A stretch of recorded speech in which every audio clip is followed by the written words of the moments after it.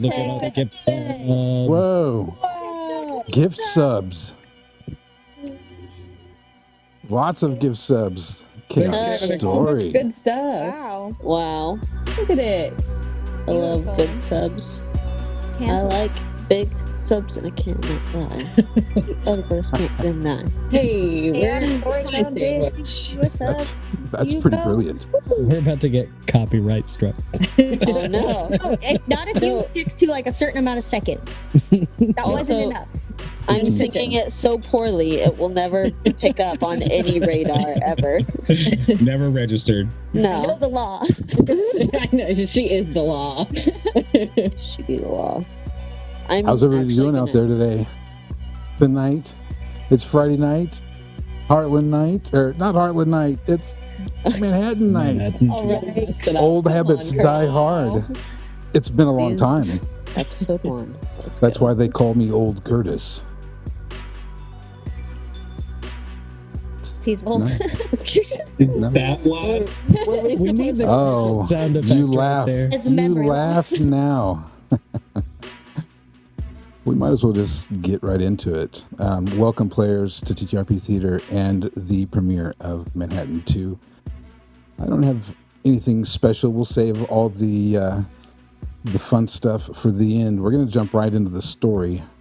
And then if you hang around, when we get to the break time, you're going to get a chance to listen to a little rough cut of the new first part of Dr. Kennedy, the prelude. Get a little glimpse of the story as to how he got into Inferno. That's a different part of Manhattan. Tonight, we're going into a new story of Manhattan and these same characters. This part, I had already given them because they were quite curious as to, after a year and a half of real life time, which, you know, in game time, that could be centuries. You awaken, blurry-eyed and groggy. I only have about 7 different levels here I got to adjust. Your head feels heavy. It's bright in this room. The small bed you are lying on is not soft. Your eyelids are heavy and it takes an effort from inside to get them to open. or for your other muscles to move as well, for that matter. Have you ever been so tired and like asleep and you had to force yourself open? It actually took like an extra, just all this almost unmeasurable amount of effort to get your eyelids open. I think they That's call kind- that a hangover. That's, it's, yeah, kind of, in a way. When you do finally manage to open your eyes into a painful squint, you realize it is not so really bright, but just white. Your head swims and you feel nauseous. I want everybody to keep it together before whatever is in your stomach, it wants to come up. We'll just start out with a good old keep it together roll.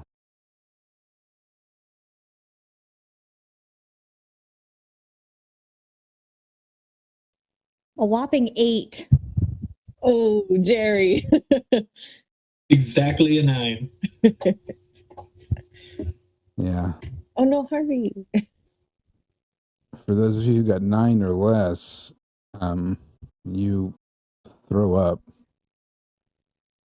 Who got 9 or less? Let's see. Classic Jerry. Yeah. Harvey and Jerry. Just Harvey Jerry things. and Jerry. Your rooms are private rooms. Teeny tiny little window on the door that leads out.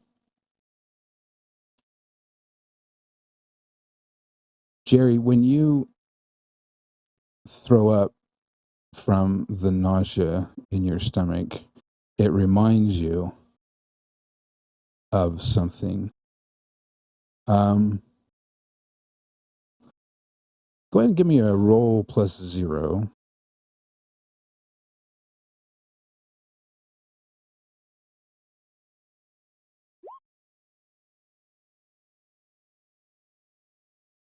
$13.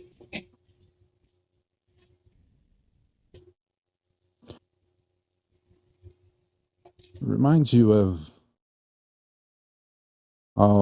those nights. Seems like a long time ago when you used to be able to get loaded enough that you would throw up. I probably imagine it got to a point when that didn't happen very often, so you had to really get to that level. And that's what this reminds you of. And so you are beset with an itch, we'll say, as you are reminded of that old habit. And another thought comes to mind. You feel like you haven't had anything in quite a while, physically, that is. I mean, other than the fact that you just threw up. This sort of kind of that fake turkey gravy yellow, clear all down the front of your solid white pants and t-shirt. Harvey, you were the other one that threw up? I'm looking over there at the picture of Yep. your eyeballs are there.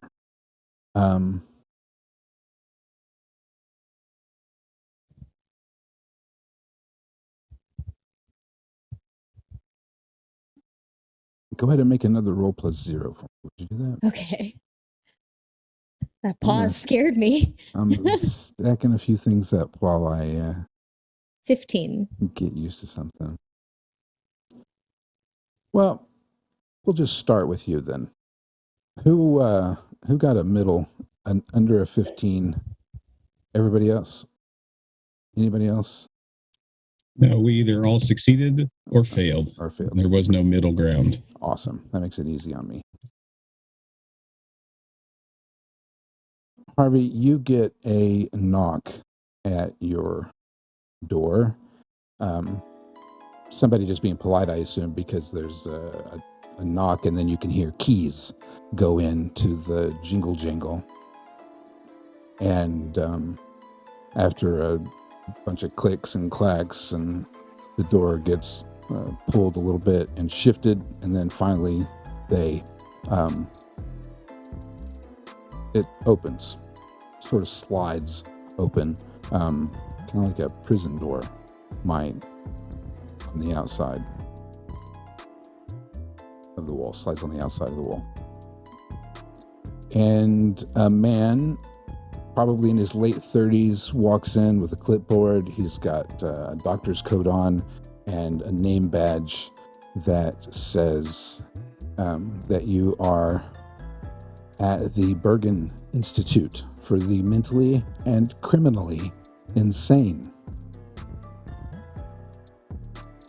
His name is, I said it to myself 1,000 times today, Dr. McFadden. There it is. He's kind of cute, but he looks like he's probably getting kind of chubby. Maybe he's recently married or something. Who knows? But kind of filling out. But he has a very kind face. How are you doing today, Julius? Sorry. I kind of vaguely wave my hand at the pile of vomit on the ground. I don't feel really good.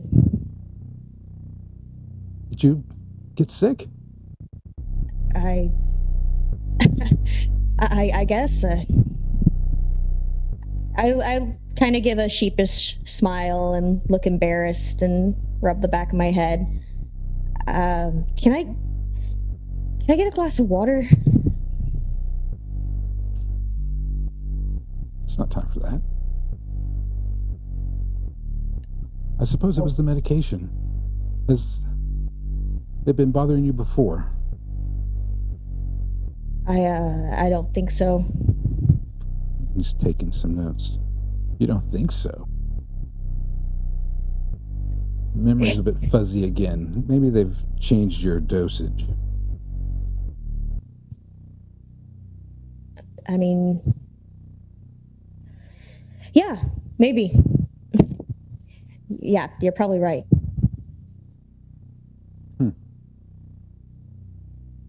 Seems like something's the matter. I mean, other than you have... That's a terrible color. What'd they feed you? Chicken soup yesterday? They... I don't know, man. They could have... I don't really know. Everything is weird. I would really like some water if I could, like, please. Yeah. Just a minute. Thanks. I'll get you some water. Let me ask you. I mean, your record seems pretty clean here, Mr. Winson. It looks like you might actually be getting out sometime soon. What is it that you're looking forward to the most when you finally, are all better and get out of here?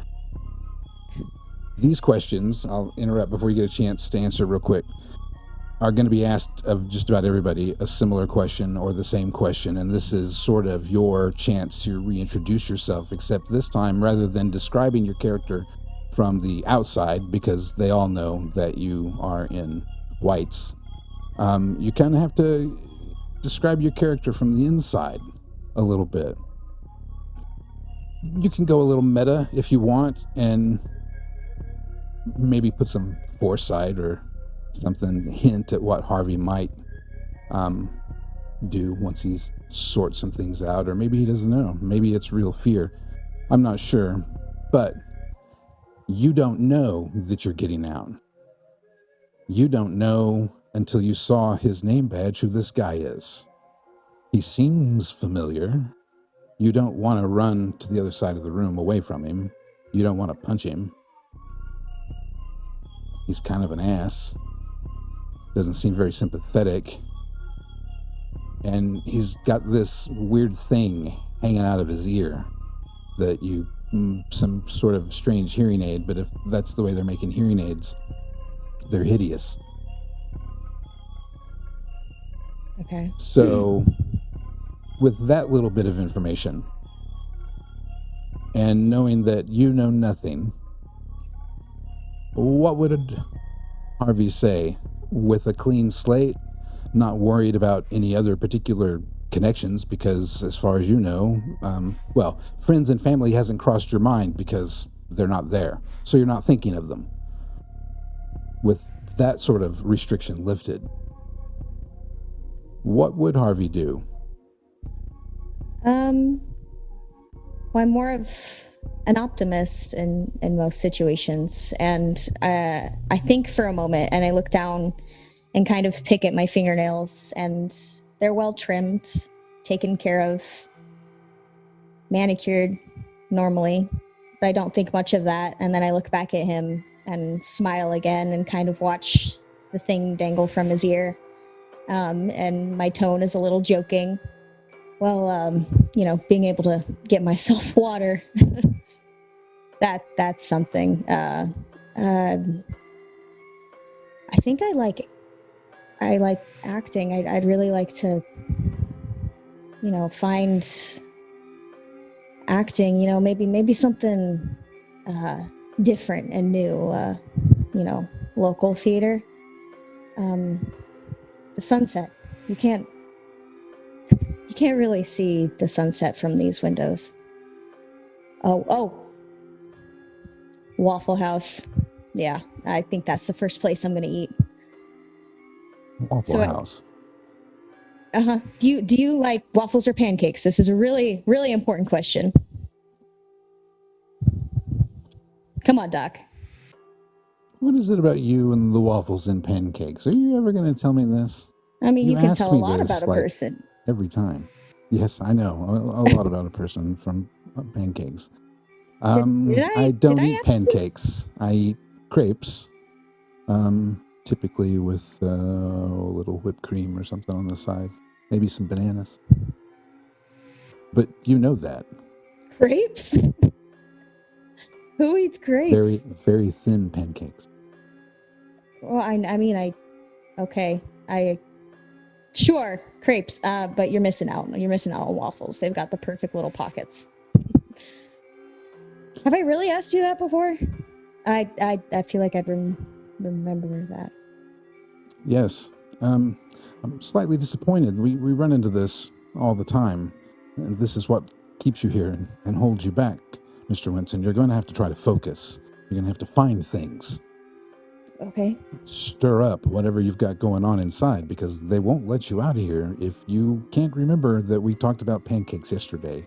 Well, and the day before that. And, it was the weekend, so it was a couple days before that. I like breakfast food. Sue me. Oh, okay. Well, what can I do? What? You're just going to have to decide. That's all there is to it. I mean, I don't know exactly what it is that's keeping you here, but something is. And Mr. Winston, you've been at this facility for, years. And Lord knows how long you were at the facility before that. How old am I? And I look back down at my hands again and kind of turn them over as if I'm looking for some kind of sign, and reach up and touch my face. He will tell you what your age is. I don't know your specific birth date, but from my guesstimation, given that the time that it is now, the year that it is now, and what age you might have been, say, around 1990, that puts you at probably, I thought I had that written down for you. See, I missed you. Well, you were about Sasha's age, right? Yeah. Or were you closer to Joel? I'll let you decide, but probably in your more early to Sasha. 50s. Oh, 50s. Yeah. You might, when you look at your hands and stuff, they don't seem to look that old. But Yeah, he tells you your age, and it is That's not possible. I'm like 25. 50. Are you 20, 25. Mr. Winston, I don't think so. You gave up acting a long time ago. I would never I wouldn't no.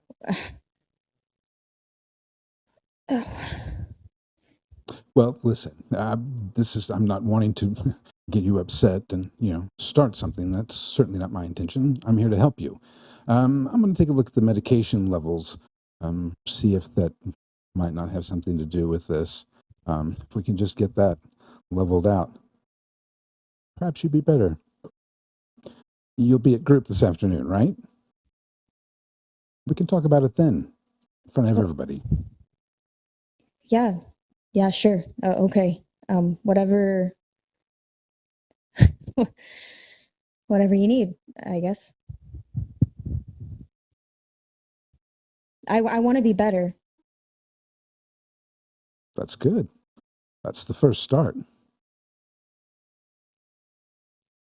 All right, then. We'll get you that water. Thanks. And yeah, it's just a long time later, like probably good 20, 30 minutes, somebody will show up with a room temperature plastic bottle of water with no cap on it that gets put to you through the chute. I'll get up and walk around the little pile of vomit and take it. While you're pacing and thinking, boy, I don't even know who to go to next. Let me see. I'll just go down the list that I have here. That was a good start. Do you think you missed anything that you want to know, that you want the doctor to know before he leaves? No. Last call. Okay.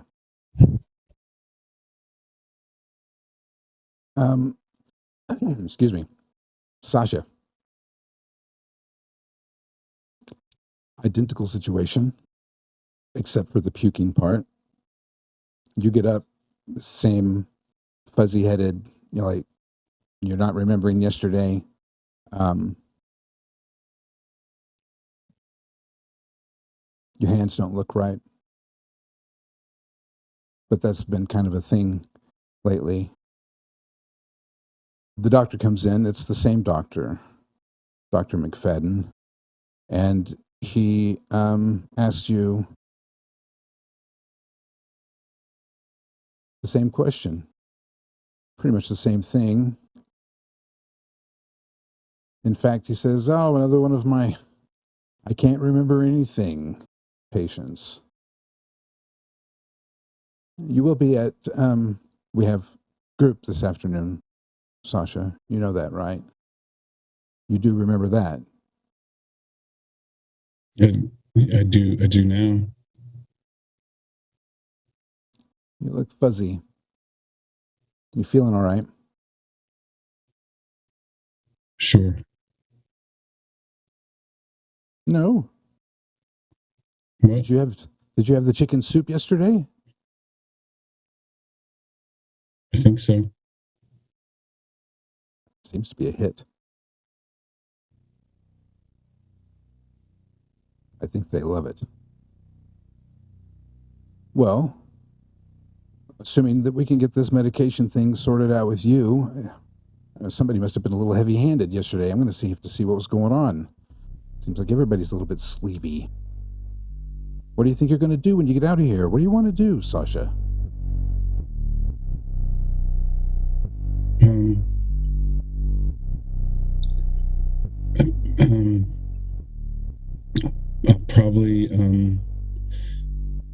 I'll probably go get a job. Is that right? That's pretty good.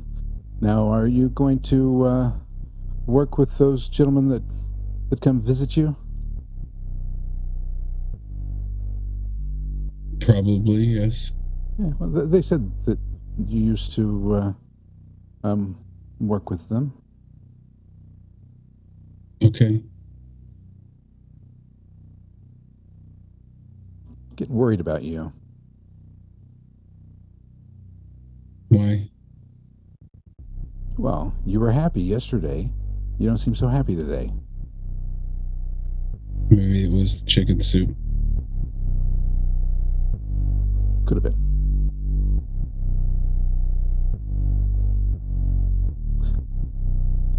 Now, what was it you were telling me the other day in group that you were so concerned about? Do you remember? So concerned. There was a wasp in my room, and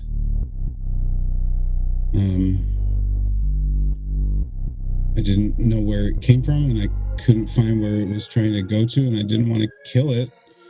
I mean, you know, Yes. it's The another wasp. It's another living thing, and I just. You didn't like killing it? No, I didn't. Well, I would call that progress, wouldn't you? Okay. Are you going to speak at the group this afternoon? It's important that you do. If it's important. Oh, it is. You're going to have to smile, you know. Half of feeling better is feeling better, you know. You just have to make a choice. Okay, then I'll choose. That's a good man, Sasha. Take your vitamins. They said you weren't taking your vitamin D. We don't get enough sunlight around here. You need to take your vitamin D. Anything else?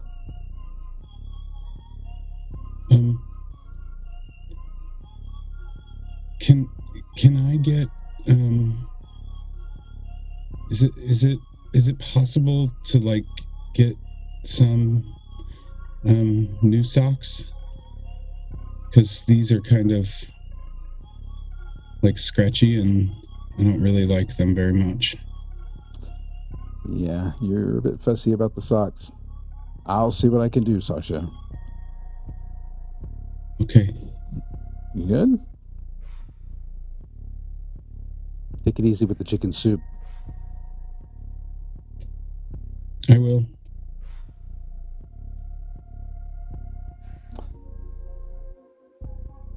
Joel.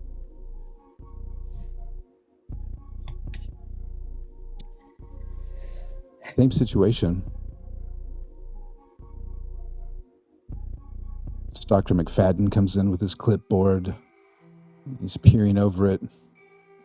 When he comes into your room, he stays over by the door. The others, he would come in and sit on the little. If I use the room that you see there on your page, kind of lean against that little table while they sat on the edge of their bed or bunk, I suppose you could call that, prison rack, more like it. But he doesn't. He just steps maybe 2 steps inside the room and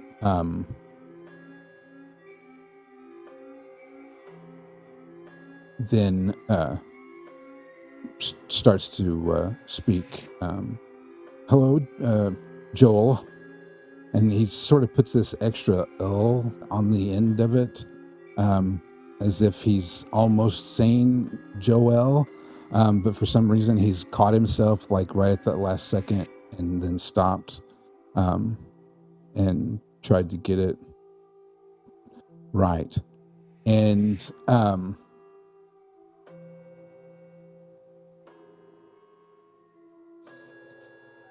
he's like, so how are you feeling today? You seem to be looking chipper, a little flush there. Can Yeah, thanks, Dr. McFadden. How are you? I see that you just want to stay with me forever, don't you? No, I really don't. Kind of hate your face. I have better shit to be doing, too, so... You know that if you worked with me as opposed to against me, we could, like, make this easier, streamline the whole thing. I don't say anything. I just stare at him with my head cocked to the side. So what would someone like you do if you were to get out? If they let you out, and assuming you could, manage your temper. Well, let's see. I probably would start by going to Disney World. Yeah, I'd really want to go there. I don't know. Maybe like go rock climb, go hiking in the mountains. Maybe, I don't know. Not be here in this little box. You've mentioned rock climbing before. We keep coming back to that. You know the significance of the rock climbing, don't you? Do you remember? We spoke about it right before that last episode. Yeah. Yeah. Yeah. Yeah. Yeah. And what?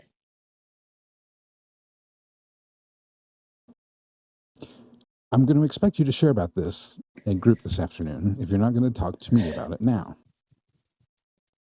You are coming to group this afternoon. Or do I have to send Tingley down here to drag you? No, I'll go.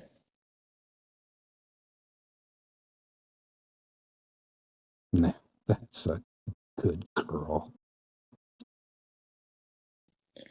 I want you to make a roll for me. +0. Something about the way he said that. I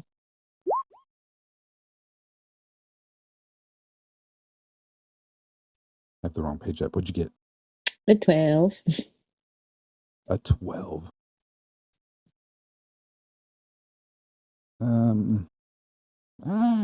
Where's my clicky clicky? You all right, Blythe? All right. We can talk to you next. Just in case. The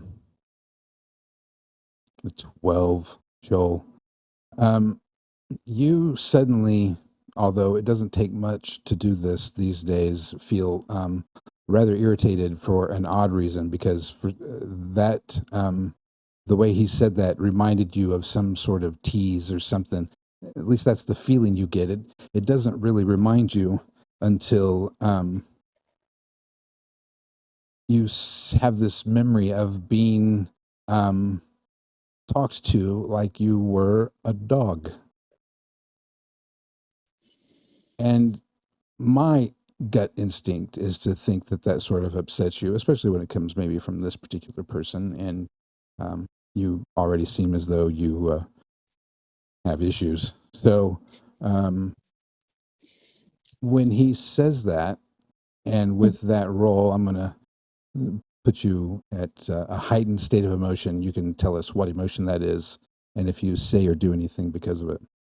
And if so, you'll have to justify it because you don't know the real reason. It's just his overall being kind of irritates the shit out of me. Right. And yeah, I don't like that condescending tone he just used. That really, really upsets me. So I just kind of get up and start walking towards him slowly. Well, I see the medication is taken well with you. No other problems? No yellow chicken soup? Mm. All right, then. I'll see you this afternoon in group. Be nice to Tingley. Mm-hmm. Fucking coward. Blythe, are you ready? Yeah. Here a little better this time. Yeah. You have everybody's going to have a very similar situation. I seem to be pulling more Easter eggs than actual tidbits about personalities and such, but you know, a lot of people know.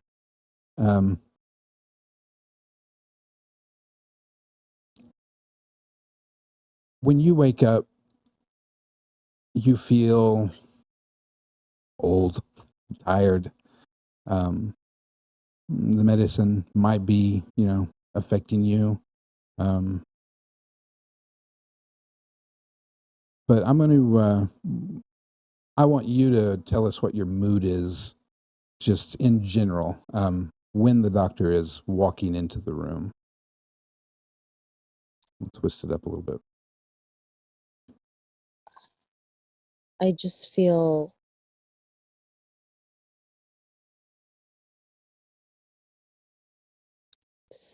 numb. I feel like I've been sad for so long that I don't know if there's other emotions. I don't know if I've ever felt another emotion before.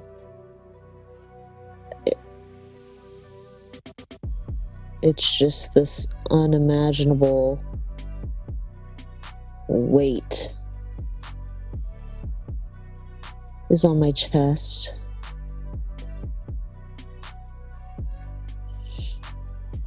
I like the way you described that. Go ahead. And the doctor does not make it better. I don't trust him.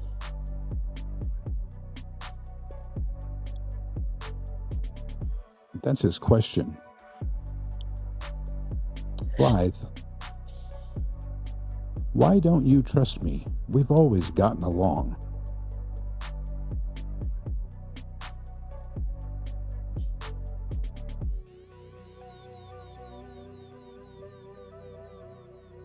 I don't like you. There's just something about you that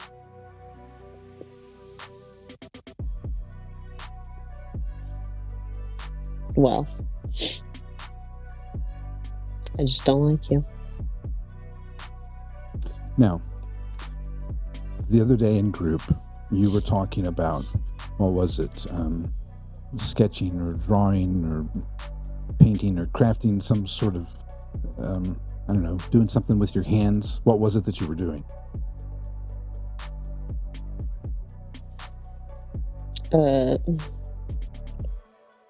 I was knitting. Right. Knitting. That's what it was. You like to knit. Now, of course, you can't do any knitting here for obvious reasons. But... Well, finger knitting, you know. Finger knitting? Interesting. I know a few surgeons who could probably use some lessons. You said something about wanting to do that when you got out. What was it that you were going to knit to sell when you, if you can get better and get out of here? I don't want you to stay at Bergen forever.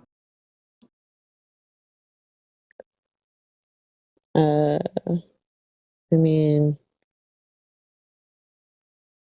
I can knit gloves pretty well. And she just like starts tearing up, like just randomly, just it springs out of nowhere. And soon like big fat tears are just rolling down her face. Well, Blythe, I didn't mean to get you all upset now. Gather yourself. that's enough for now. You really need to make sure that you're at group this afternoon, and we can talk about it there amongst your friends. It'll make you feel much better. I don't know if anything can make me feel better. Oh, I imagine there's something that's going to make you feel better. I mean, you're practically an angel. And she just kind of sighs and curls into herself. Go ahead and make me a roll +0. Let's jet over to Jerry real quick. And go ahead and let me know what you rolled. A 16. Cool.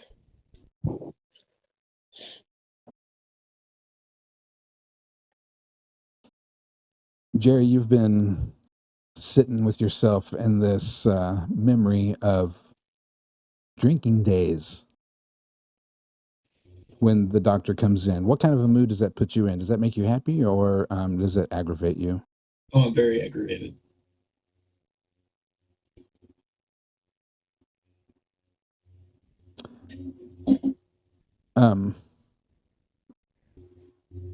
I started with you, didn't I?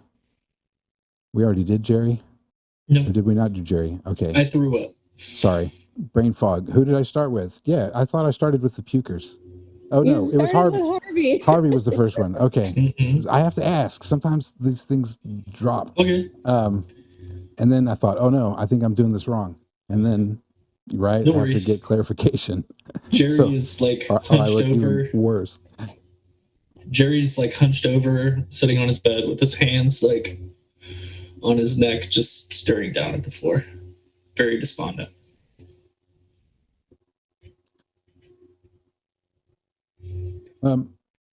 Gerald, what's wrong? Just a bad dream, I guess. A bad dream. You seem to be having a lot of those. Do we need to change your medication?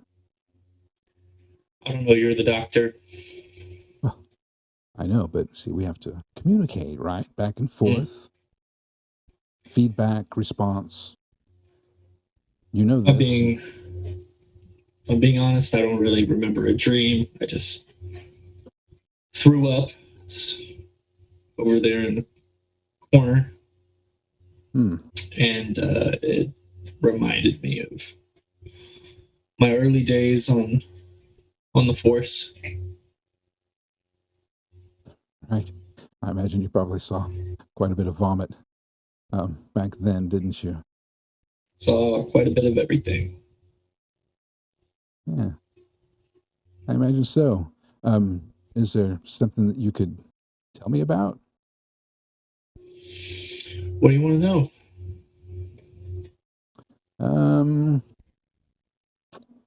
Make a roll +0, and let's see.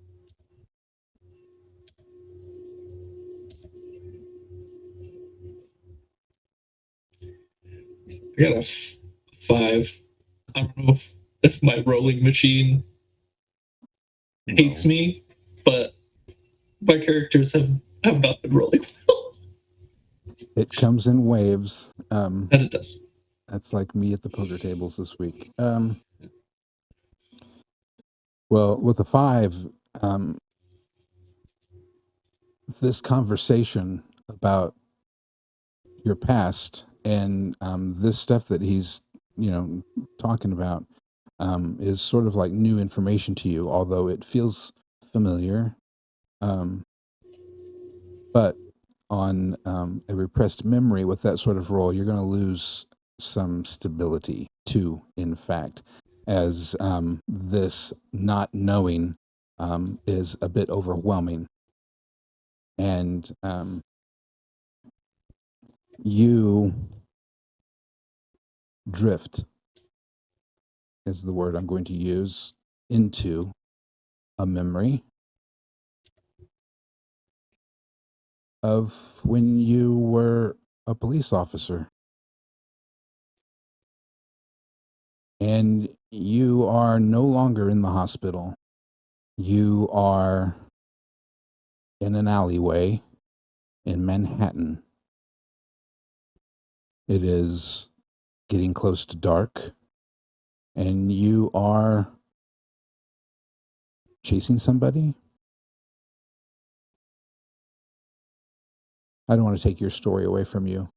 Tell us who you might have been chasing that night. Well, if I'm like actively in like a running chase, it was probably after some drug dealer who I pulled over, and he darted out of his car as soon as he pulled over, chasing him through the alleyways. When you let up on this foot chase, or not let up, that's not really the right words. When you set on to this foot chase down the alley, it goes over a couple dumpsters and some fences into some adjacent alleyways until you finally corner this thief in a dead end.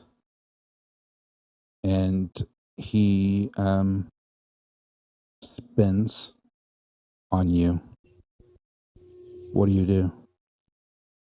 He spins on me? Yeah, you know what I mean? He spins around. He was running, he realizes he's cornered, so now he spins around and he's squared off.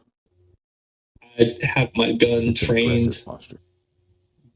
like trained on his chest.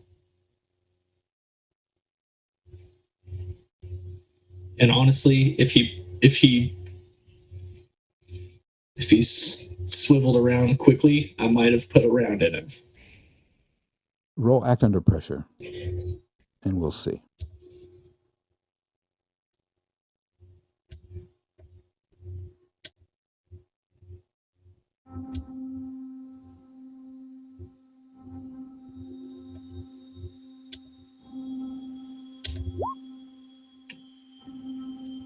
Exactly a 9.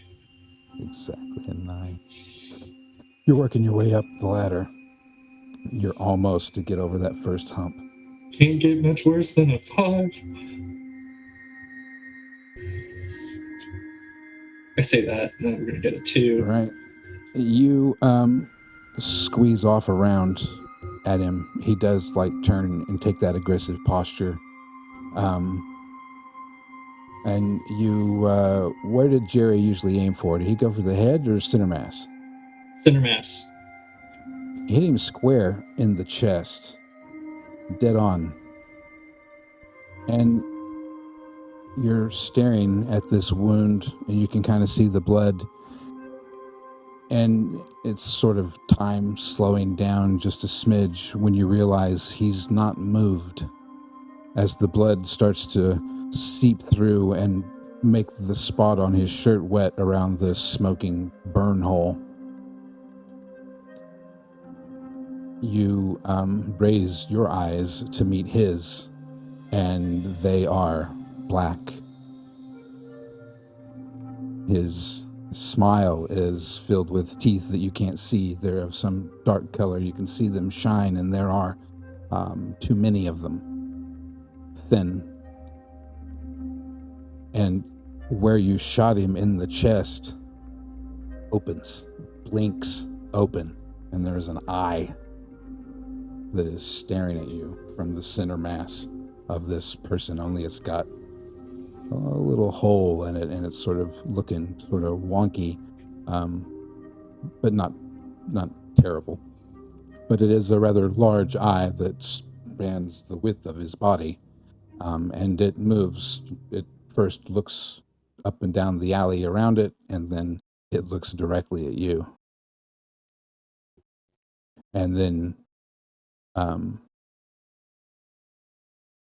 already took 2 stability away from you, so I'm not going to make you roll to keep it together, but the doctor is shaking you awake. And, well, you thought it was the doctor. It's his voice, and then you realize it's this rather large Native American orderly who is shaking you out of this nightmare. And you're back in your room, cold, clammy.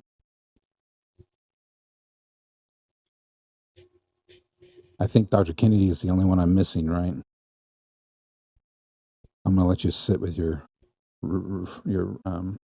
repressed memory. I was just going to say that he gasps like awake. Yeah, the doctor doesn't spend a whole lot of time with you, Jerry. They get you revived, and you're obviously traumatized in some fashion.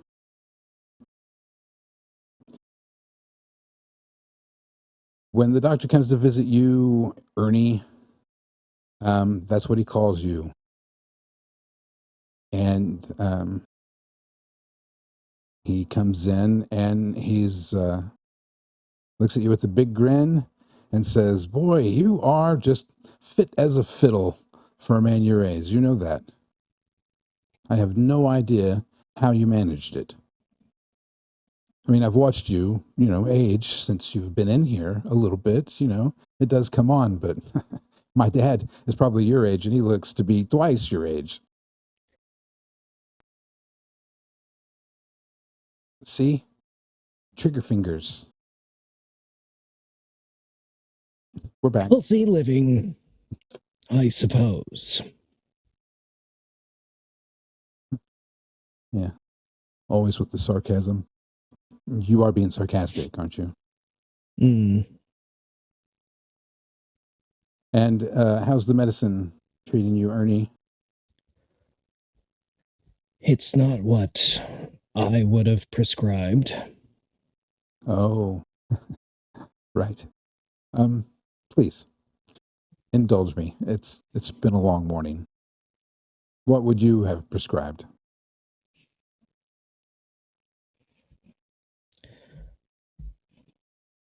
I should remember.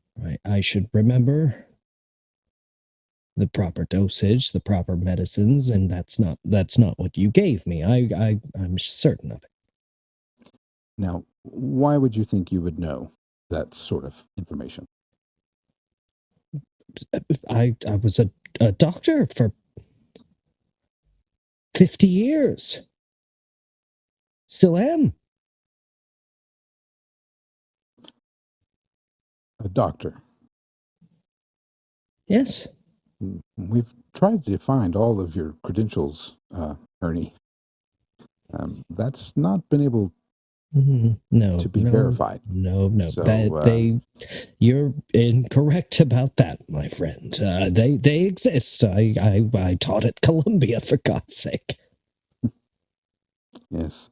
Well, then let's just be optimistic and say that we get all of that sorted out, and you really are this renowned doctor amongst your peers. And what sort of experiments and such would you be going back to? Well, that's none of your business. My research was what was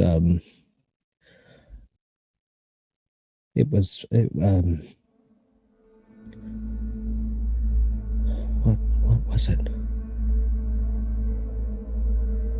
This is where we always run into a problem. You should just, admit the truth, right? Get past this. That's the only way you're going to get better. There will be absolutely none of that. I know what is correct. Well, I'm all ears, Dr. Kennedy.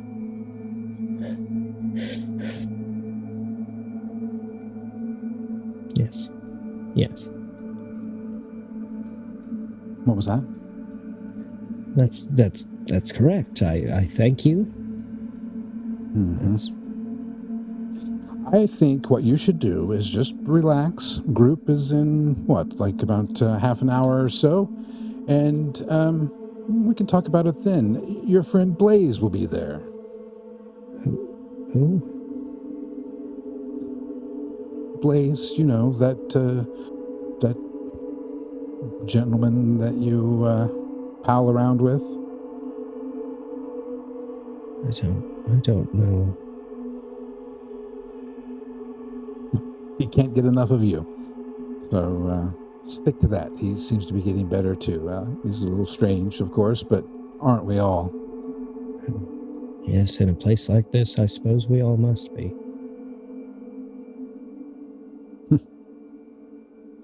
Very poignant. You hit one out of the park there, Doc.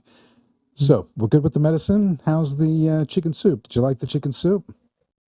Well, you know, with the state of my dental care in this facility, I can really only sip the broth these days, but... I know. We're all about the head, but we stop right here. Again, I would have someone look at the medications. I think you're leaning far too heavily in the sedatives. Yeah. We tend to do that sometimes. Yeah. Nice quiet night for everybody. Don't tell anybody. Some people don't think that's ethical. Ethics. Oh. Interesting trigger. Give me a roll +0.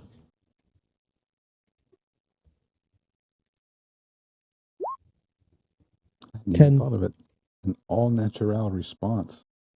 So let me ask you, you're not going to get a full-blown situation like old poor Jerry had. But the word ethics and your little reply gives you a brief memory of something. Could be anything from your past where ethics was of import. So for our audience, can you give them just a brief tour of your mind for a couple minutes and maybe describe a situation that Dr. Kennedy, if that really is who you are, might have been in?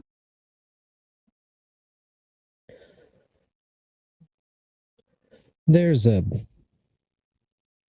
hint, I guess, of a memory I recall of the spring of 87. I was, of course, still teaching at Columbia, chemistry of some sort or another. I forget. I taught so many at the time. I had a student in the class at the time. I could tell that she was going down something of an unpleasant road. She'd gotten invested in the things that drag the lower dregs of society down even further. Drugs, to be precise. She had been an excellent student, but as the drugs began to take hold of her mind, I realized that she was an excellent candidate for my own research. The ethical quandary, of course, being that she was one of my students and her disappearance would then be investigated. Unlikely, of course, that I would be implicated or even surmised to be involved in any way. But the ethical question still stood. Do you think maybe you were a pharmacist? You seem to talk about drugs a lot.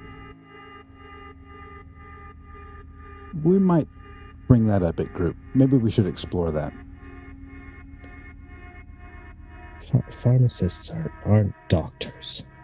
No, of course not. And neither are you. You keep saying that. You're incorrect, sir. Well, listen, I might have told you that the chicken soup was good. I'm starting to have mixed feelings about the chicken soup. I would avoid that at lunch today, which it's just about time for. You have a strange fascination with your chicken soup, I have to say. I'm concerned about the nutrition of my patients, as all doctors should be. Right? I've always cared for all my patients in a way. I'm sure you did. That's when he's going to leave you, Dr. Kennedy. Seems to takes a funny tone with you. Did I forget anybody? Have I covered everybody? Did we get a peek? Super, because I've got to get all of these mental patients out of their rooms and then funneled down the hallway into group therapy right after lunch. So we're going to take a quick break right now.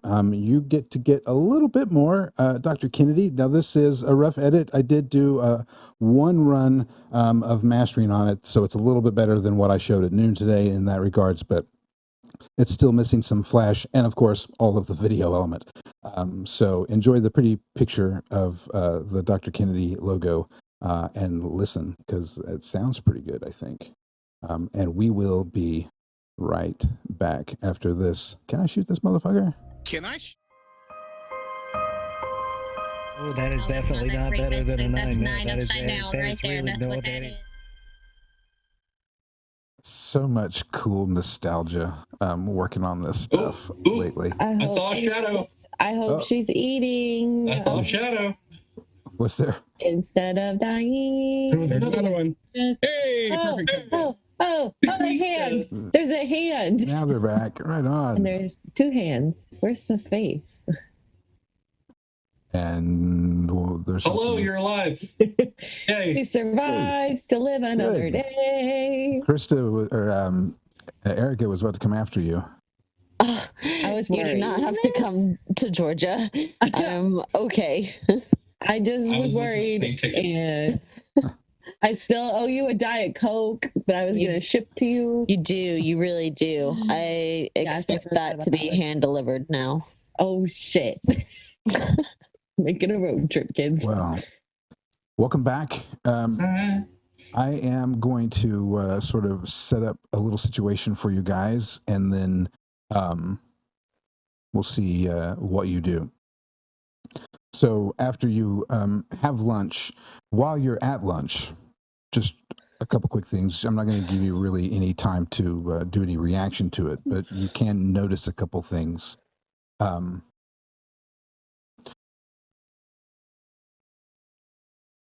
Sasha, you notice Harvey Winston. You don't know Harvey's name, but you recognize him, as in it's one of these moments that you run across from time to time. Sometimes you can get 2 or 3 days stretched in a row before your memory goes. All of you, it's the same. And but you have these moments of, you know, I know that name. I know, right? I think I do. Maybe I don't. Maybe you self-doubt, all that kind of stuff creeps in as to what is real and what's not. For some reason, that sort of thing is difficult for you to ever really fully trust. And so you notice this person. They've caught your eye.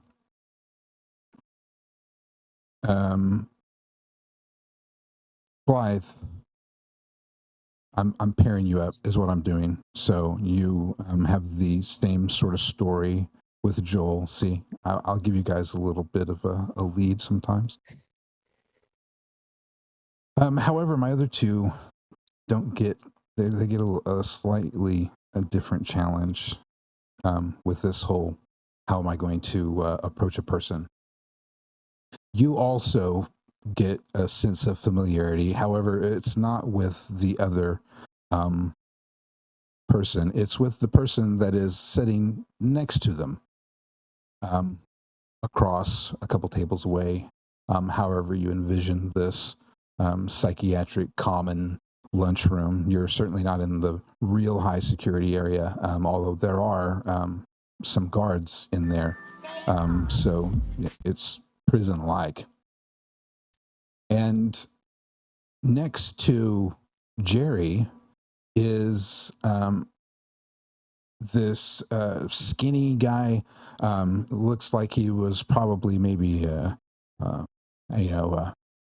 lifelong meth cook, or maybe just a lifelong user and survived to tell about it. But he is gaunt and dark circles under his eyes. Looks like he's barely got any flesh underneath his skin at all. Tall, still in the whites. It's a patient, but he's sitting right next to Jerry. Jerry, you don't know who this guy is. But for some reason today, he's decided to sit unreasonably close to you. But he is rather creepy. That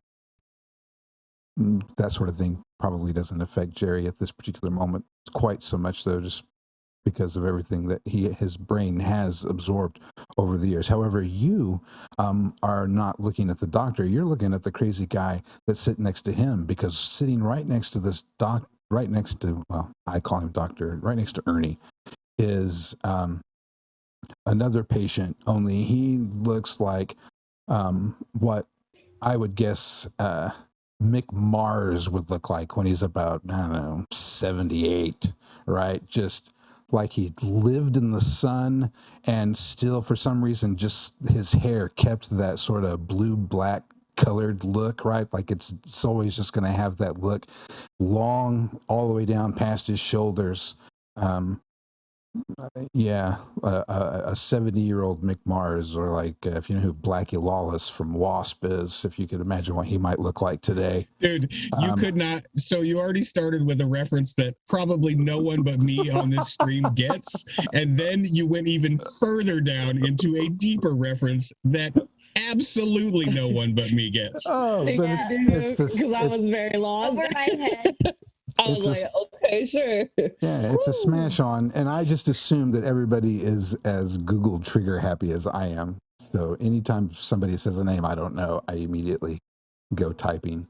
I project on people. So you've got this guy, and Dr. Kennedy, you don't know what this guy's issue is. Sort of a same situation. He has come up next to you and seems to think that you are just the best buddies in the world. And he's, you can't really tell a whole lot of what he talks, because he's all kind of like this when he talks to you. And he's always, hey, Doc. And he keeps calling you Doc, which is the only person in here who gives you any sort of credit. Might be the only reason you tolerate him, but same situation. Few days, if you can catch a few days lucid in a row, then he will start to get on your nerves. Today is a day you don't remember him, so he is a new nuisance once again. After lunch, and then I promise I'll be quiet for a little while and I'll see what you guys can do, is when it is basically they're trusting you all to gather yourselves in your notebooks or books or whatever it is that you take to group for notes, or your drawings or word groupings or whatever it might be.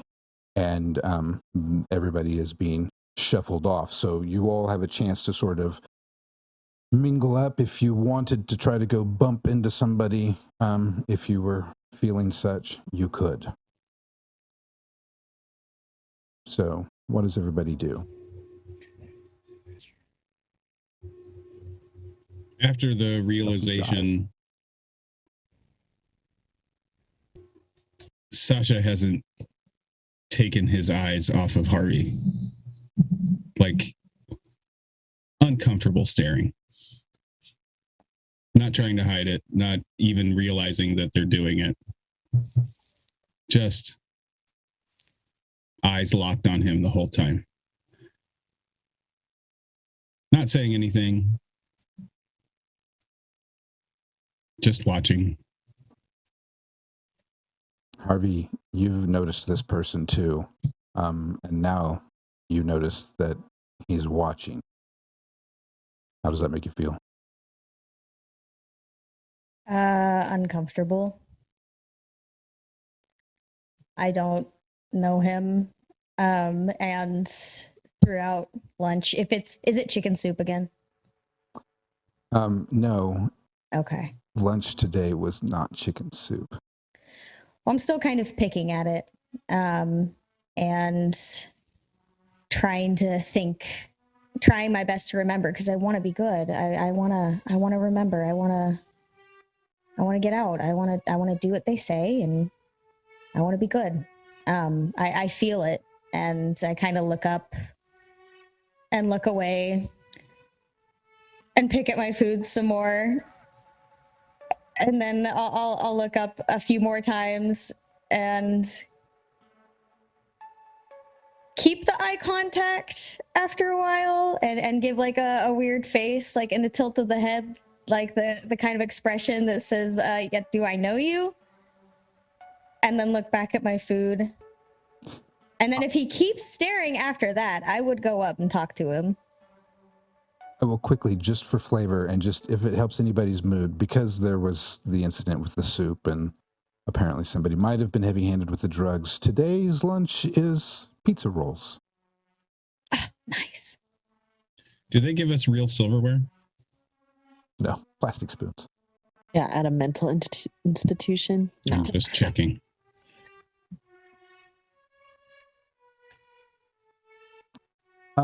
Would Sasha and Blythe both make a roll +0 for me, please?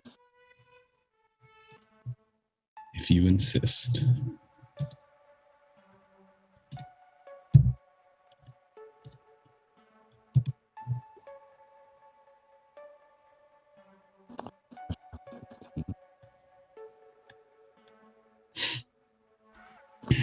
And Blythe?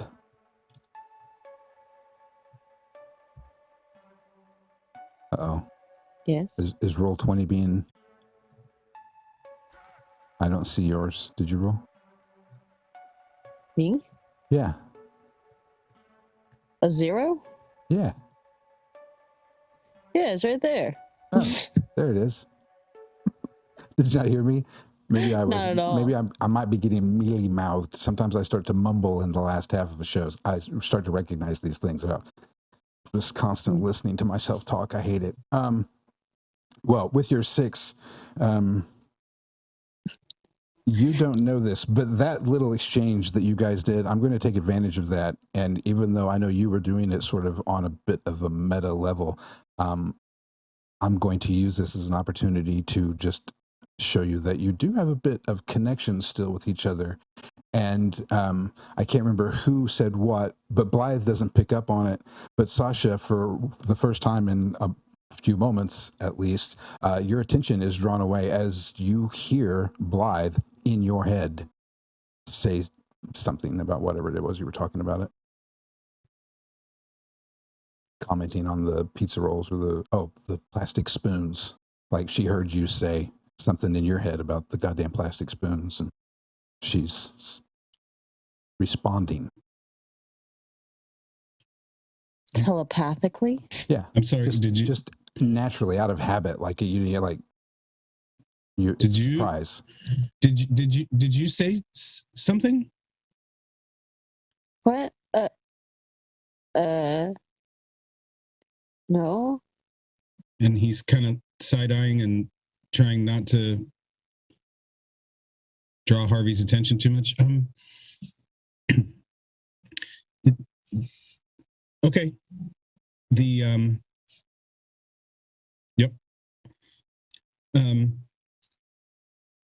And he grabs his plate and stands up and turns his back to Blythe and walks over to Harvey and goes, I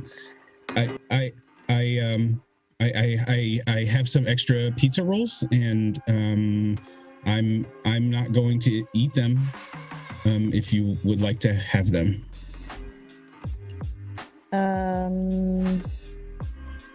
You sure? Yes.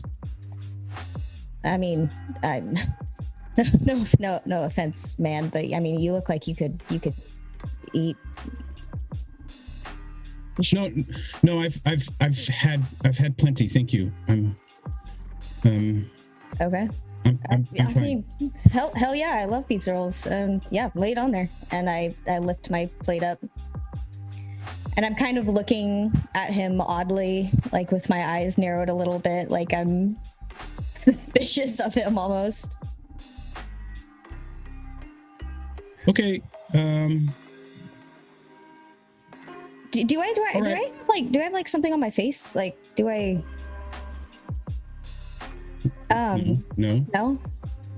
All right. No. I'm. Go ahead. Sorry. Go ahead. No, you, please. Okay. I'm gonna talk, and then you can talk, and we'll just kind of do like a back and forth talking conversation. Yeah, you got this. All right, but you Okay. quiet right now. Yeah, it's my turn. All right. I'm Julius Winston. Nice to meet you. And I hold out my hand to shake. Hi. And he grabs your hand with both hands and shakes it very vigorously and a bit uncomfortably. I get a roll? Say it again. Roll +0, please. Carry on. God damn it. This will be good, maybe. And shaking very vigorously. I return the vigor and I just kind of smile. I'm Sasha. Oh, that's a cool name. That's cool. Oh, I never really liked. Well, I don't really like my name that much. I'm kind of, trying to think of something else. really? Julius is a great name. You think so? Yeah. I don't know. It just doesn't fit me. Okay. Sorry, I keep interrupting you. I know you said that you would talk. It's okay. It's your turn now. Sorry, I'm really nervous. Yeah, I can tell. Oh, you can? Yeah, dude, you're really sweaty. And can I take my hand back? Is Yeah, okay? Sorry. All good. Any friend who gives me pizza rolls is pepperoni. a friend for life. Mm-hmm. Harvey, what did you roll? Oh, was I supposed to roll? Yeah, I need you both to roll. Okay. Sasha, this conversation is starting to give you some strange flashbacks.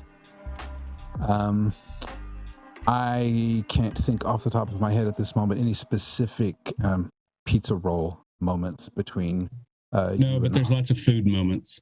You and Harvey in a last life, but that is the subject of your repressed memories. But repressed memories are a disadvantage, so what I need you to do to follow up then is a keep it together for me. Harvey, let me see what Sasha rolls real quick. 12. On the keep it together too? Yes. Okay. So I want Harvey to pick the situation. Harvey, you're going to have the memory. I'm going to let you narrate the memory. Okay. And Sasha, I want you to think about how that makes you feel. And then that will be your reaction, your loss of stability, disposition, I think it's called, according to the rules.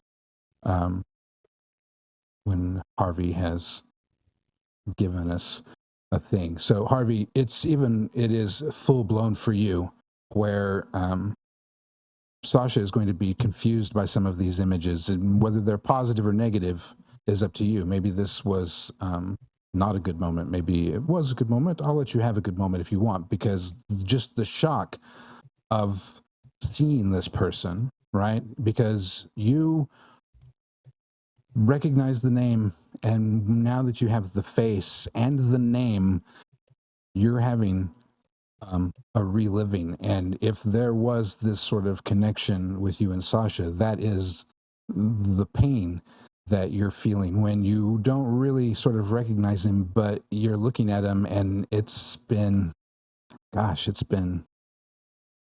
like almost 30 years since you've really remember having any sort of association that you remember. Okay. So yeah, what would you flash back to? Well, in our more adult life, we never really ate pizza rolls that much. You get a little bit more of a refined palate. But it's no secret that I like to cook. And starting off, I wasn't a very good cook. My first apartment was a really shitty one with a very shitty oven. It always ran too hot. So there was a time long ago, we were still teens, like just become best friends, still getting to know each other. And I thought it would be a great idea to make our own pizza rolls from scratch. You get the dough, you get the cheese, you get the meat and everything, and you put it into little mini calzone shaped things and pop it in the oven. And I was so excited to do this. I dragged Sasha through the store to go to get all of the ingredients. I came back, I made him roll out the dough for me while I got everything prepared. Put it in the oven and they burnt. And I was devastated. I tried to do this thing, I was really excited for it, and they were mostly black, but he ate them anyway, and he said they tasted good.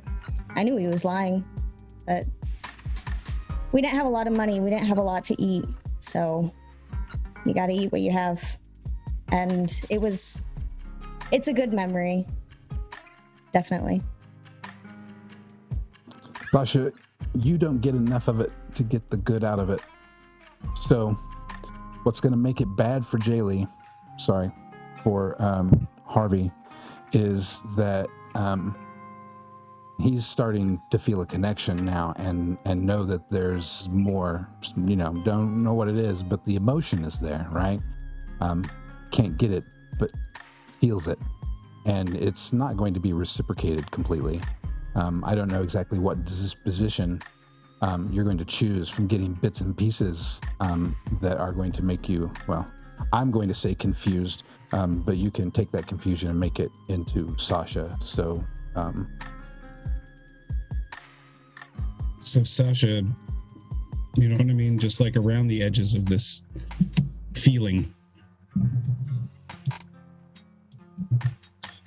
And with all of the interaction and all of the awkwardness, it overwhelms Sasha, and Sasha becomes extremely embarrassed. Like to the point of anxiety, and they have this eye contact going on, and Sasha just turns and just walks away, not saying a word, just leaves. Hey, no, wait, I think I know you.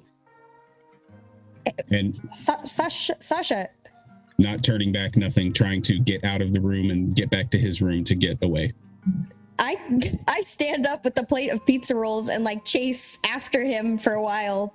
But he goes back to his room and I kind of lower it and stand there in confusion. I'll let you hang on to that. We can pull the cameras away as you give chase. And if you want to rethink it, you can. And we'll go to my other pair. Sometime between lunch, then there's going to be the shuffle up as we head to group. From the looks of the clock, I don't think we're going to get to group today, guys. I'm sorry about that, but we still have some time to get everybody to have some interactions. So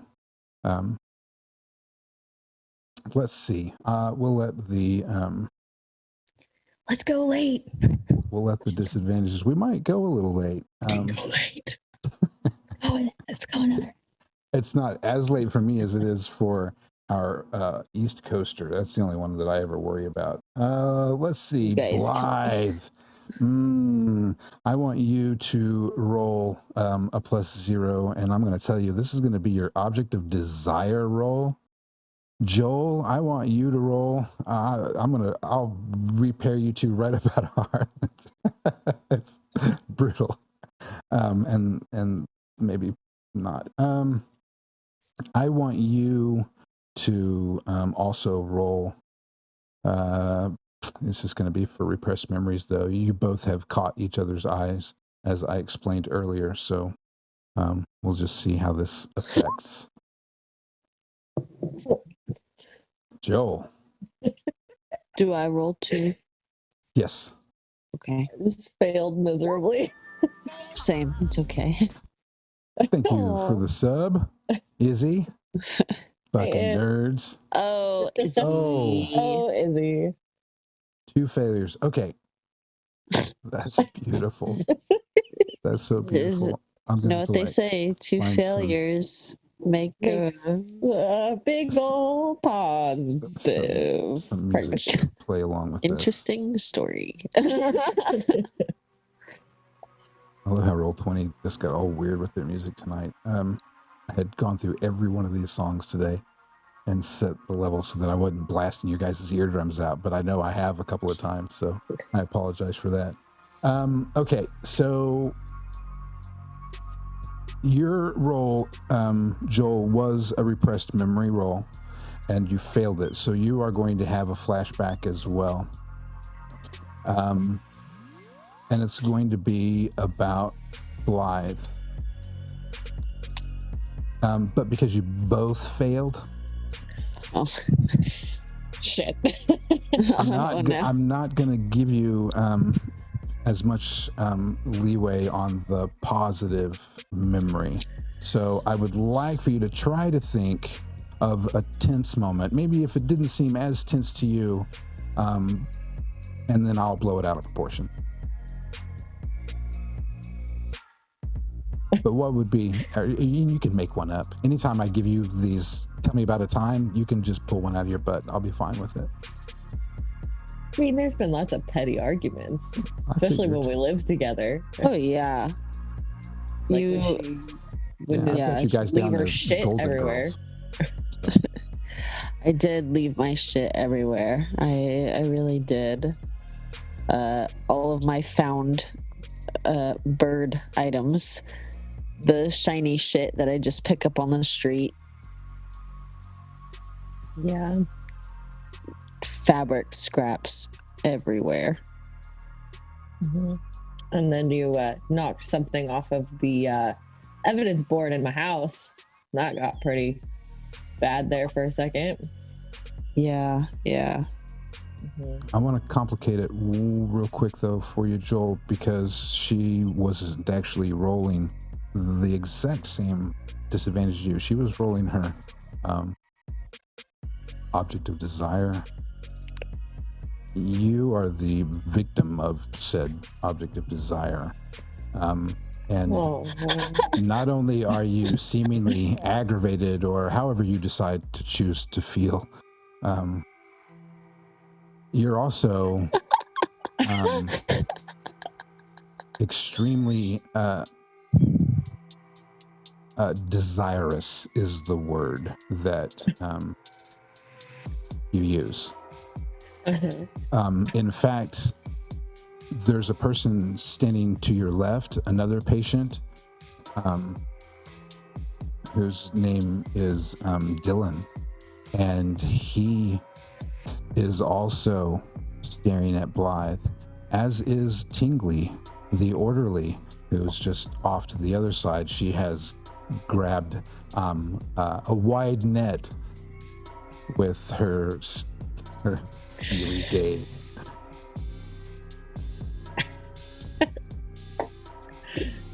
So, given all of that, the mixed emotions, confusing emotions, your already fruity disposition, and describe what you do with all of this.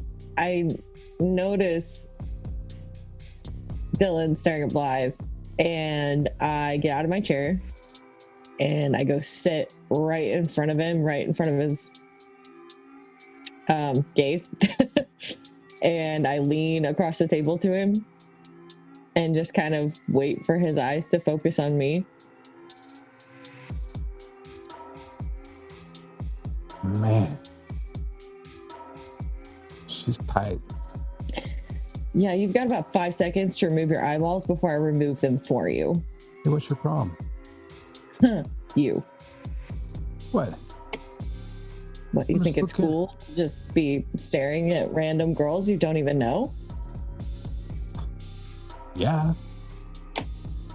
Yeah, see, that doesn't sit well with me. That's what random girls are for. Staring at.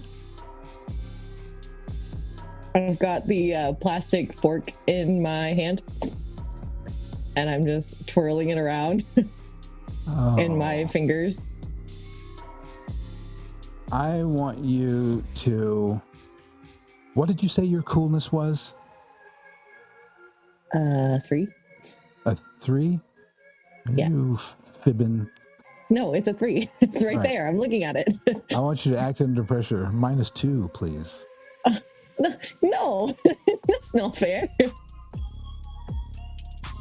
No, it's not really, I suppose.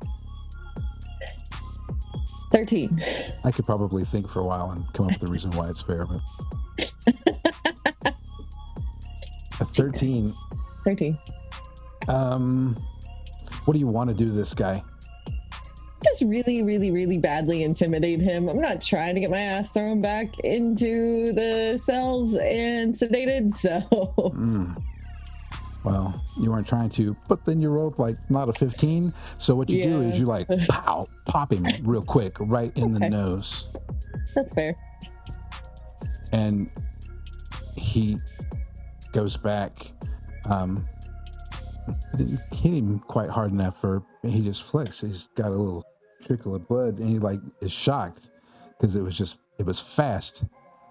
And then he reaches up and he's like, "You broke my fucking nose," right? And he starts like wiggling it, and it's like all over. Blythe, you see this? Do you do anything? Yeah. I definitely notice. I kind of just watch what's happening. I don't say anything though. Right, and it's only going to last a moment as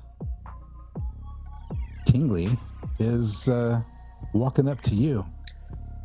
Me? Yeah.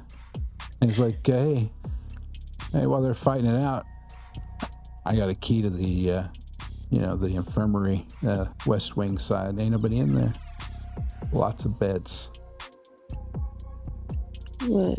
So like a nap? Sure. You can call it a nap if you want. You can sleep.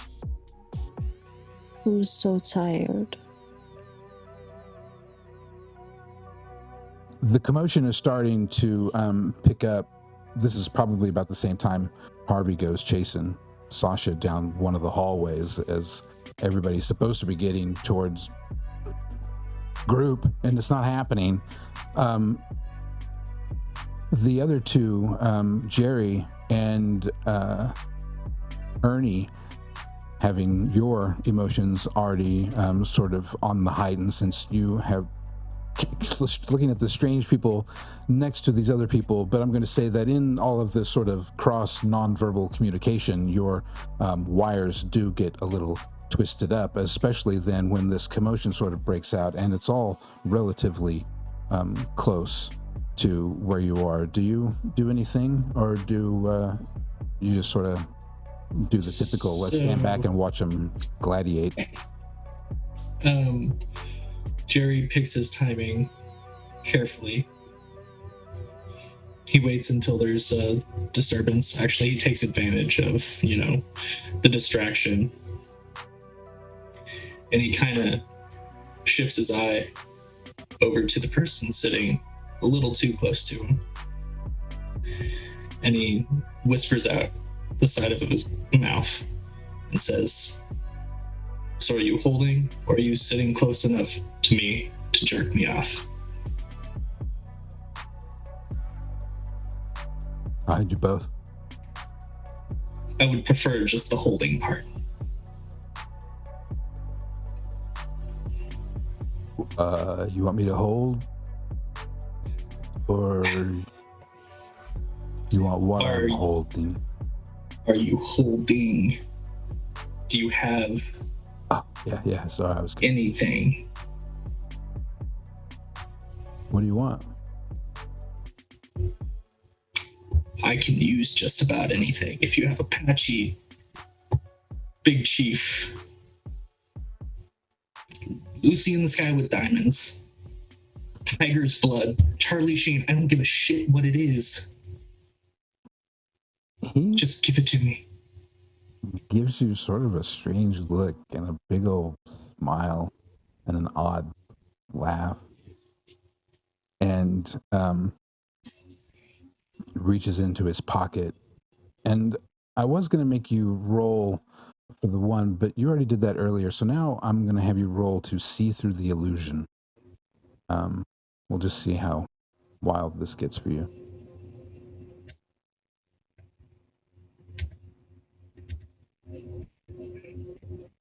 $13. Man, you are on fire. For you. It's beautiful.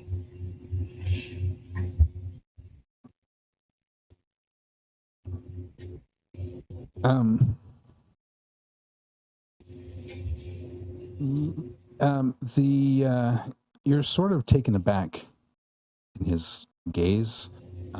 You can describe how it is, but it's a bit of a mesmerizing situation, and his grin gets as wide as a Cheshire cat's, and you soon realize that all of the white and starkness of the hospital is gone. Even his clothes are not white anymore. He's wearing something much brighter, mustard yellow and some other odd colors, black and browns, and it has just this real freakish grin on his face. And he opens up his coat that he's wearing that you didn't know he had on, and inside of it is all of the drugs. The drugs you know about, the drugs you don't know about, the drugs you've tried, the drugs you've wanted to try, the drugs you haven't tried, the drugs you didn't know that you wanted to try as badly as you want to try them now. And he says, "What's your poison?" Just about everything. What do you charge? Oh, your money's no good here, officer.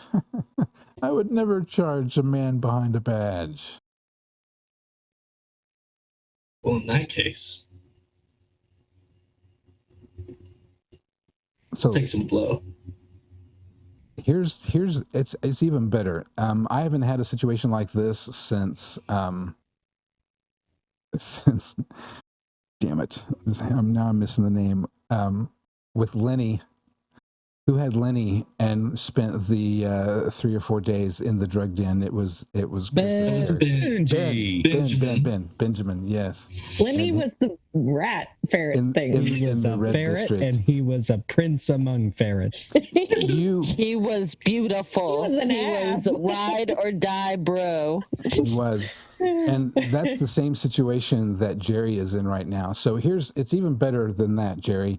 It's not going to cost you anything. There are no guards. It's a whole new world for you right here. And he's offering up, and you just know this. He doesn't even really have to say the words, but just with the way everything is in almost this sort of fantastical fairy tale sort of way, you can have all of the drugs and take as much time as you want to enjoy them. So my question is, how much time would Jerry take, and how many of the drugs would he partake of? Would he around the world, start at one end and head to the next and stay there for as long as it would take? All the drugs. All the time. Nice. I kind of escapism, baby. So, I'm going to leave you to your fun, Jerry. You are lost in this for the foreseeable future, and are enjoying yourself for now. Oh, he's lost again. Joy. But you're awake. Love it. Dr. Kennedy, what are you doing right now? All of this kind of stuff happening. You've got this odd fella next to you. There seems to be a fight or something breaking out over there. And then that other person that you had just a flash of familiarity with earlier has taken off in some other direction. Things are getting quite exciting.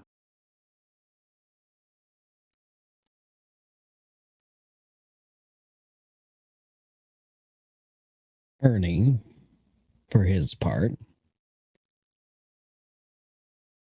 has picked at his food from lunch, but doesn't have much of the physical wherewithal to be able to crunch through a pizza roll these days. Nor does he have the physical wherewithal to do much of anything should an altercation arise. So he's just watching. Damn it, no tape recorder. He watches a lot. Looking for anything in particular?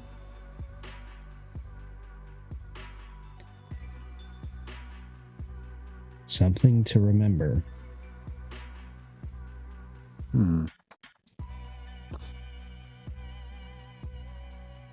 Roll to observe a situation. Plus perception.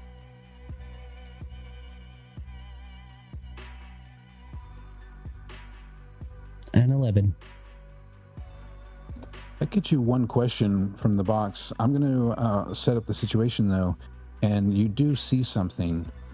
What you see is the dome mirror over in the corner of this common room. From your angle, you see an image of yourself. You know, it's this weird sort of wide-lensed, fish-eyed in reverse kind of thing going. But from your perspective, it's you and Blythe and Joel and Jerry all seem to make that frame from all of your strange angles in that thing. And those are the three images. Everybody else is just blurred, but you see all of you grouped together like that on that mirror. So I would like you to let's do a keep it together.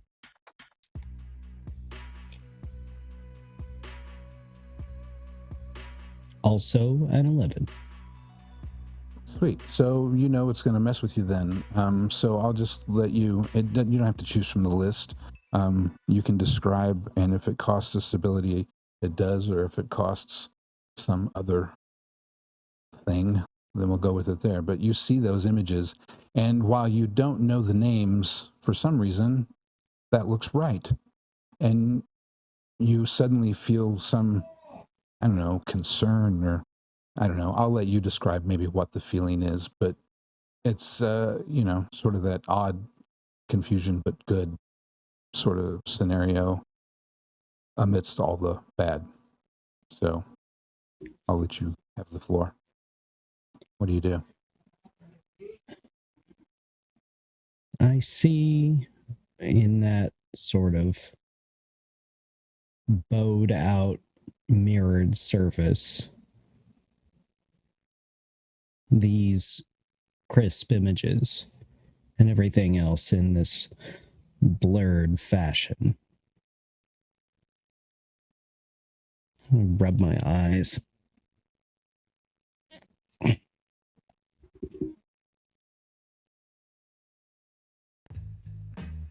Perhaps it's the age.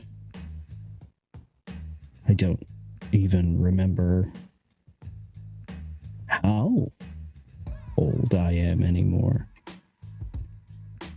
The doctor earlier said his father was my age. near don't to look it. very old in the mirror. Sorry. I don't particularly feel it. But I must be. He said I was. But he also doesn't think that I'm a doctor. But I must be.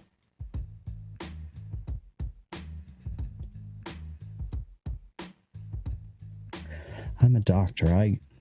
That man over there is bleeding. I should do something.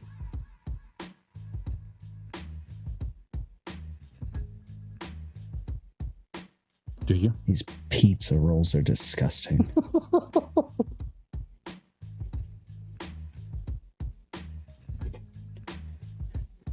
So I stand. And I walk over to Joel and the other person who's bleeding now.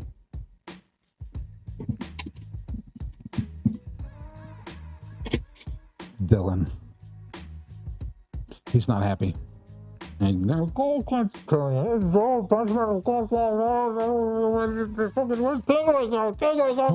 yourself, you adolescent fool. Damn, old man. And for what reason did you punch this miscreant in the face? Because he's a fuck. A great many of the people that inhabit this place are a fuck, I would assume. Yeah, just about every single one of them. And you came over here, why? They don't think so, but I am a doctor and this man is bleeding. You're a doctor in a in a mental institute. I shouldn't be here. I shouldn't be a patient. Yeah, that's what they all say. Especially the dude who hits his head, on the wall over there. He's fun. I don't remember why no one remembers that I am a doctor, but I am. I got my PhD at Columbia. I taught there for decades. No one remembers. I remember, but no, I don't remember, but I feel like I should remember. Joel, will you make me a roll +0? Sure. I knew you guys would be saying things all the time.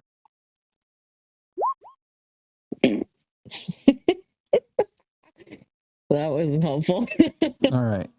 Well, we'll save that interaction for next time. We're not done yet, though, but that'll give you some time to think about it, because when we come back, it's going to be a vivid memory where while he's rambling about not remembering, you, with all of this talk about doctor, you're laughing it off, and then suddenly all of that sarcasm sort of comes to in your mind, and you have a memory. So you'll have some time to think about it. But I want to take care of two loose ends real quick. One is with Blythe, and then we're going to jump back to Harvey and Sasha real quick to find out if he chases him down or not.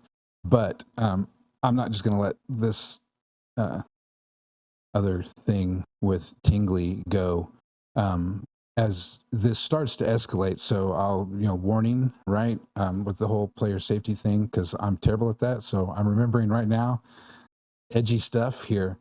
So if I start to, we need to sum it up, we will. But I'm putting you in position. So no pun intended.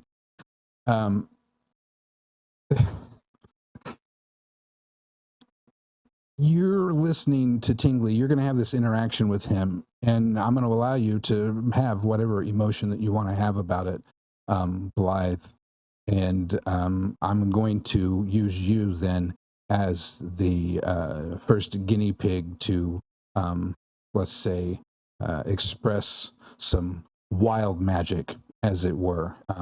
If this man, as he gets his object of desire, it is a disadvantage, is obsessed with you, and he is going to have you because he has power in this place, and you're just a patient, a prisoner in his mind, if even that.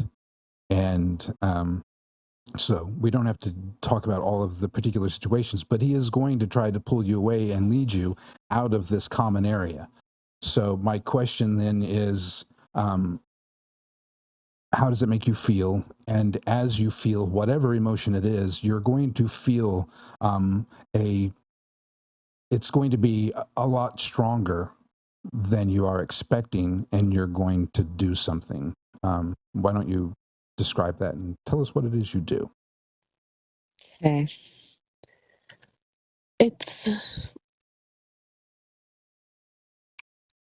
the numbness. It's always just like me feeling numb, and it hits me out of nowhere, because this feeling is something that I haven't had, this hatred, this disdain for so long. Familiar though, huh? It's familiar. It's like a bad aftertaste. It's not new, this feeling of being used.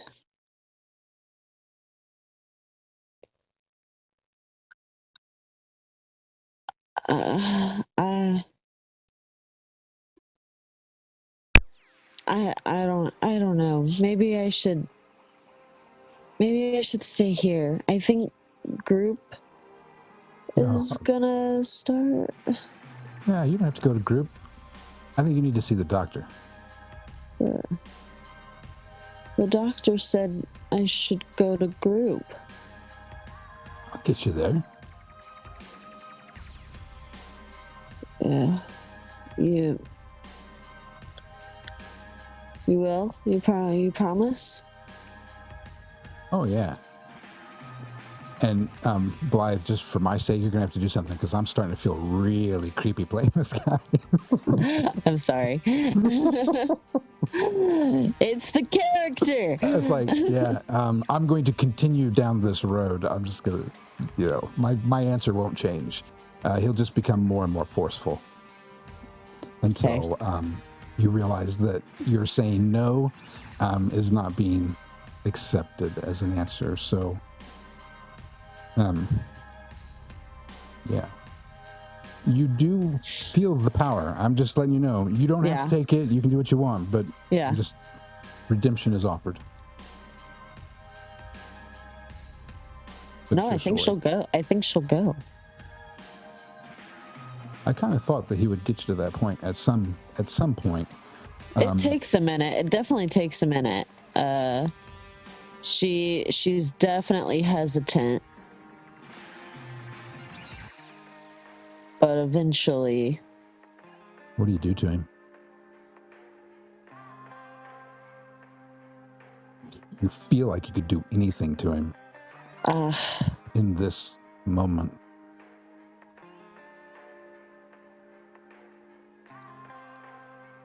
Blood comes to her mind. And, that could be just because she saw that girl over there deck that dude. But it's like blood running down his neck. It's like a flash, like a memory, a dream.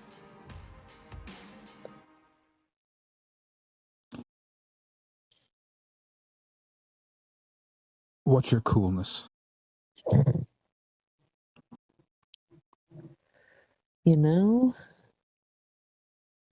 have a 1.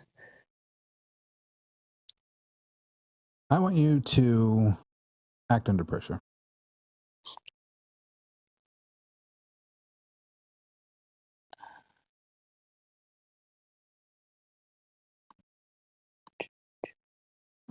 I have a move or two left. I got a 10. You do not keep it under control. Blood is what you want, Blythe, and blood you shall have. So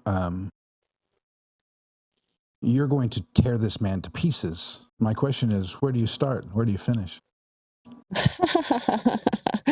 Awesome. Do you do it completely by your hands, or do you grab chairs? Do you push him She's through just a gonna wall? horribly murder someone in the first episode of every season she's in. You're going to turn this guy to sounds about hamburger. right. Yeah. Plastic cutlery, anything that she can snap off, if she can, like those trays are pretty like hard plastic. If she can like snap that over her knee and use like the edge of like the broken piece and just slit his throat, I think that's where she would start.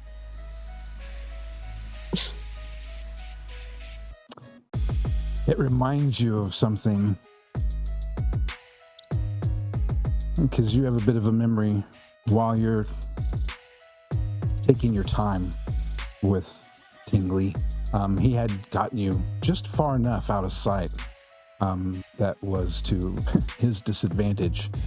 And as you cut him, you cut him some more, and then you go, oh, I wonder what it would look like if I flayed his arm open. And you realize this was some things that you've seen before. And you enjoy yourself in this moment. And you can take him all the way down to the bone before somebody comes upon you. So I'm going to let you play in the blood for a while. Bo, real quick, before I go.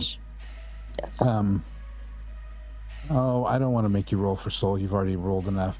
While you're splashing in your blood and having fun, taking off ears and slicing cheeks, and oh, look, I've made gills in his neck. You hear a voice behind you. It kind of startles you. And as you spin around, you see this rather large man that you've seen before. He's kind of portly. I mean, you haven't seen him specifically before, but he looks familiar. He's got on sort of this wife beater t-shirt and a big apron and this big, huge, like oversized cleaver hanging from his belt. And he's got this metal pail that is just coated with spilt over dried blood from who knows how long. And he holds it up and he says, how many buckets of blood? How many buckets of blood? That's where we're going to leave you. Harvey, do you chase down Sasha? Can we not follow that with my pizza roll bullshit? Yes. Yeah. I got a memory and everything's been fuzzy, so I'm not going to let him get away that easy. I have the plate of pizza rolls still in my hand, and as the commotion starts, I kind of shimmy around people and drop a few on the ground. I'm just like, oh shit.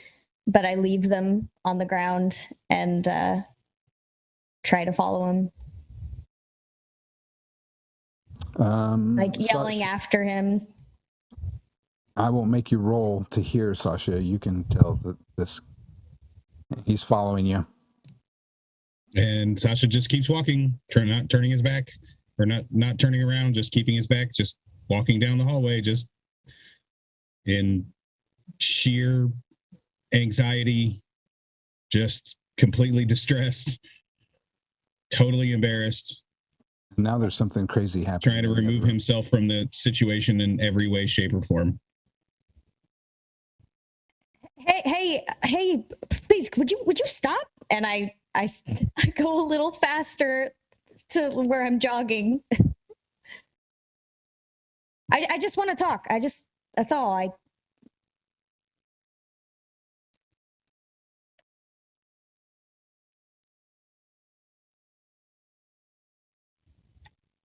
How do you know me? I stop a good distance from him so I don't overwhelm him, and for some reason I'm still holding the plate of pizza rolls.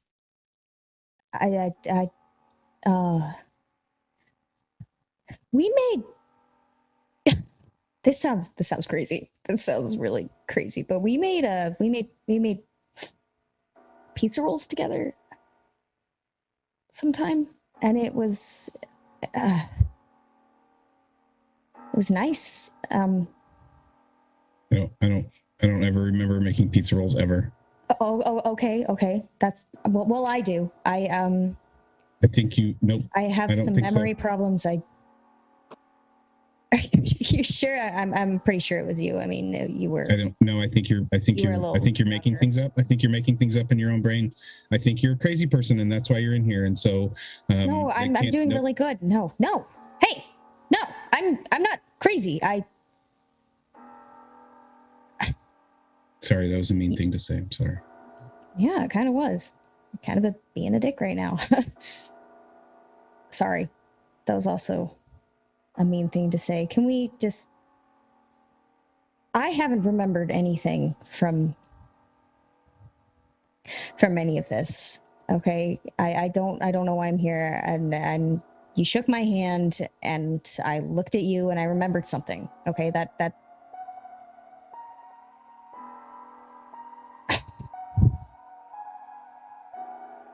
Why were you staring at me?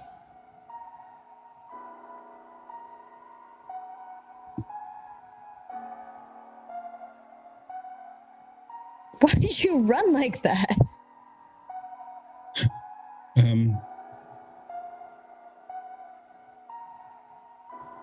I guess we're maybe kind of the same. It's because, like, you sat down at that table and I'm sorry. No, I'm sorry. I didn't. I couldn't take my eyes off of you, and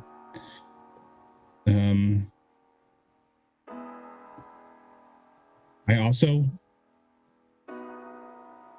don't remember anything, and for some reason, maybe it was the way that you sat down, or the, I don't know, the look on your face, the way you held your sport. I don't know what it was, but something in that moment, something made me realize that I think that I know you, but I can't know you. I don't know. I'm sorry. I'm really sorry. Hey. And he turns and tries to leave. Sasha, I kind of feebly say your name, but I don't chase after you anymore. And another pizza roll just kind of tumbles off the plate. He stops when you say his name. Well, if you need to, like, talk to someone,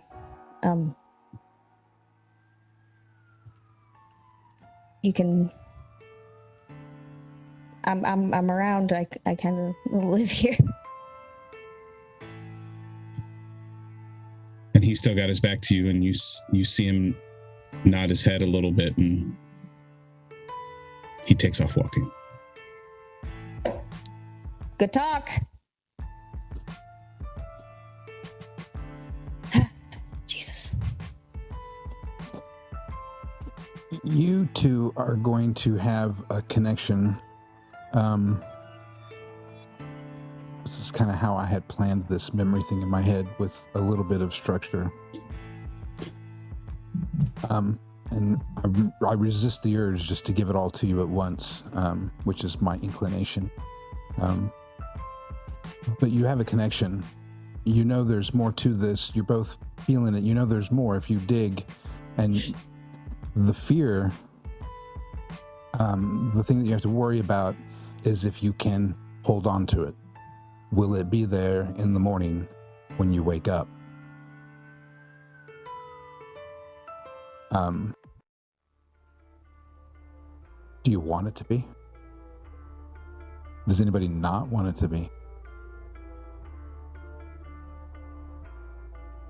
Interesting. Yeah, I do. I want to remember. I want to get out of here. I want to know who I was. But Sasha seems to know he's broken and doesn't even know he's broken. I think that's where that might come from. That's just my guess. I don't know. But everybody has got a little bit of a connection with somebody, and a few of you are left in some interesting spots, and that's where we're going to pick up next Friday with episode 2 of Manhattan 2. I can't believe we're back here. I've been hunting for notes and digging through old notebooks and be like, where did I, tell me I didn't throw that away. Because I hoard and I hoard and I hoard, and then I purge with my stuff. And I'm like, oh, I haven't looked at this in a year and a half, and I get rid of it. And then I plan a campaign. I'm going to say a couple of things before I give the floor to you guys, and then I'll do my close after you're all done. It was so much fun watching you guys play these characters. I know what you're going to say, but I'm just saying thank you. It was enjoyable. Thanks for letting me bring you back to them with trusting me with them to bring them back. I appreciate it. So we'll just go around the board, but I got to start. I've been on Dr. Kennedy like all day long. Dr. Kennedy in my head. So I feel quite close to Dr. Kennedy in this moment. So we're gonna start with him to let us kick us off. We're gonna do the old school. Say whatever you want to say about whatever you want to say, and then popcorn it.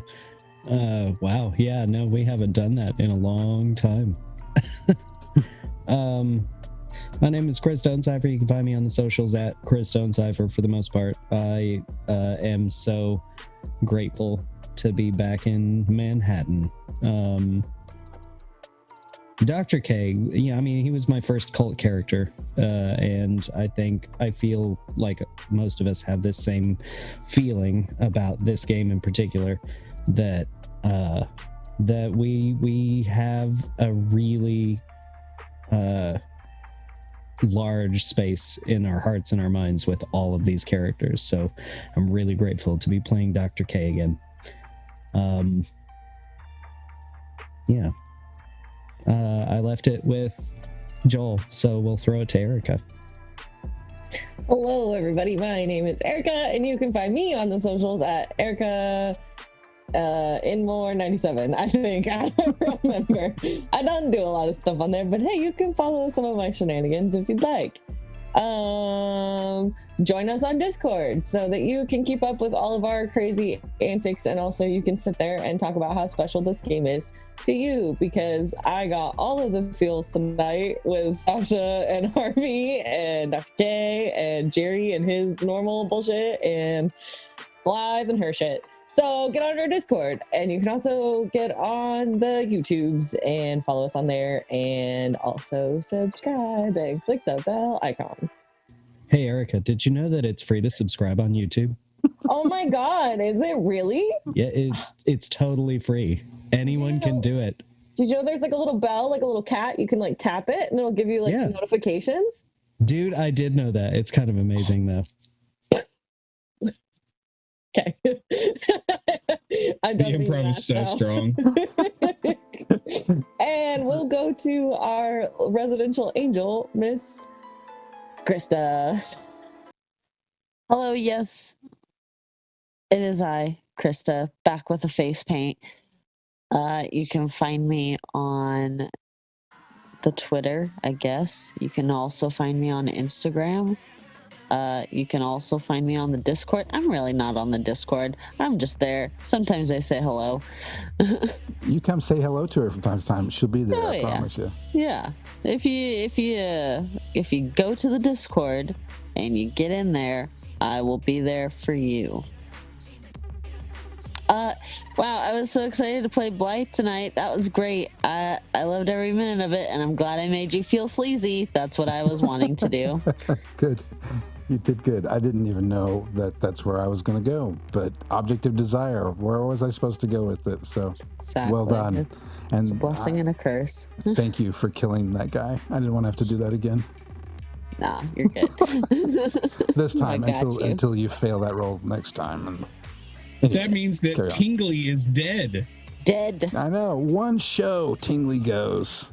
I wanted you to say Tingley every episode for like the next 15 episodes. Oh, he can still make that happen. don't you worry. Doctor's that a gonna wonder challenge? where Tingley went. And death is only the beginning. Blythe is going to be like, oh yeah, that Tingle man. I just love that his name is Tingley. Yeah. Jerry's probably gonna get blamed. Jerry's high as fuck. He doesn't even care if he gets blamed. Yeah, That's true. Jerry's having a good time. He's in red light. No, that's right. Sweet. Is that it? Yeah. You got, where can they, oh yeah, you already did your socials. Tell them about your new show. What are you going, what's that stuff on your face? What's the stuff on my face? This is a face paint. Wow. If you're interested in this sort of thing and you want to see me, Jaylee, Erica, all shoot the shit for an hour and a half, come check us out. It's next Sunday. Next Sunday. Sunday. The 14th. Yes. Yes. Yeah. No, 9 days from now. we're trying. We will not be doing this complicated stuff unless, Jaylee, you think you can do this. Well, we can sure try. The funny part of it is that I'm gonna suck. You're gonna do great, You'll be sweetie. good. I have an idea. Maybe for you we'll guys. get more complicated the further we go. But I'll save my complex designs for you guys on cult nights. For And 3 years down the road when Jaylee's a pro too. yes. It's the trying and failing that is the real gem in our show. See, where you're not going to get any real successful learning of how to paint your face. You're going to pick up a little bit here and a little bit there, but you're going to have to piecemeal it all together to get a full instruction because it's all going to break down by the end of the hour and a half, and that's fine. That's how I planned it. So you if, might learn a lot about us. if they actually get one done, Probably too that'll be much. the We're goal. gonna overshare. Way I love it. Always do. Who's next? Jaylee. Hello. You can find me on the socials at Jahoy_matey. Join the Discord or Izzy might kill me. I have to say that he holds me at gunpoint. No, That's always please the join the beginning. Discord. We're all a bunch of fun TTRPG loving folk. You get the chance to maybe join games on Discord if you're interested. We have a looking for players section. You can just interact and talk with us, and then go to the YouTube and comment. Even if you hate what we do, comment about how much you hate us. That would just, That's good for us. We'd prefer you didn't do that, but interaction is interaction. Thank you all for tuning in today. I saw that we had like a steady 20 people, and that's awesome. I'm so happy to be back at these characters. I love Harvey as much as I do like being the hard ass Daisy in our Heartland stream, which you can also catch on YouTube. Harvey is just he's a cinnamon roll. I adore him, and Best boy. the bits with Sasha were really fun. There's a lot of history there. If you want to see that, hey, guess what? That's also on YouTube. It's all there. I'm actually acting in a short horror film this weekend that'll be recording. I'm not sure the title of it, but I'm sure that we can post the link to that on the Discord as well if you want to see me in a different kind of acting role. I'm very excited. That's awesome. Continue to wash your hands. Yeah, no doubt. And don't worry about the name because every good horror movie changes names like 5 or 6 times before they finally get to the end production anyway. So you're right on point. track. Yep. Never finalized until like the week before it goes out sometimes when they have to drop on the posters. Like, we got to make these posters at the printer. It'll be a surprise. That's awesome. Share all the info whenever you can. We will all be interested to follow along with that. I am. Thank you. If nobody else is. So there's 2 left. Gotta give it to Duke. Hello. Yeah, this is the first time I've been on in a minute, and I couldn't be happier to come back and be in this group. This is what brought us all together to begin with. So to see everybody back again just makes my heart happy, and to have the time on Fridays to spend with you guys is glorious, and I'm giddy. So yeah, everybody already mentioned all the socials, all the Discords, all of those things, so I'm not going to go through that. Izzy, just deal with it. I am now. Yeah, I am the GM for the Renaissance City podcast. It's been kind of on hiatus lately. I've had a lot of things going on in my life, but I'm working on the next episode now. I'll hopefully have that done in the next week. And so look out for those new episodes.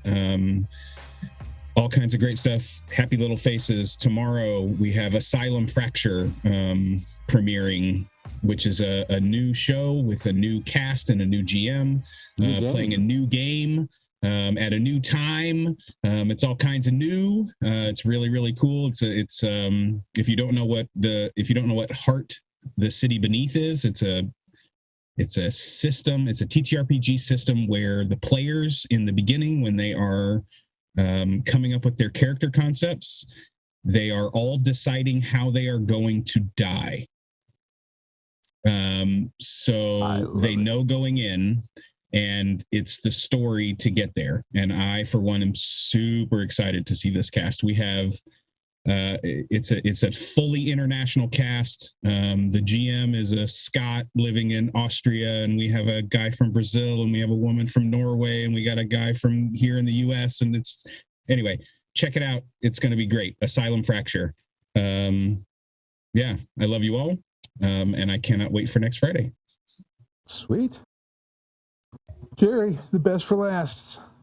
Beautiful. Absolutely. That sounds awesome, Duke. Anyway, my name's Austin. You can find me on the social medias at Austin Van B, or Austin Van B1 for the Twitter, I believe. Haven't been on there in a minute. I love stepping back into Jerry. It's very hilarious to me that we left him doing a one-man rendition of Hair in the red light district. So excited to see what comes next. As far as what I have going on, I'm currently writing for a mini-series of KULT coming soon this summer, I believe. So look out for that. Exciting. I'm very excited about it. I'm excited about that too. Yes. Should be a lot of fun. Yeah, I'm going to mix things up a little bit. It's going to be a great summer, great spring. I'm excited I've been so excited about this. I was stressed and worried about it at first.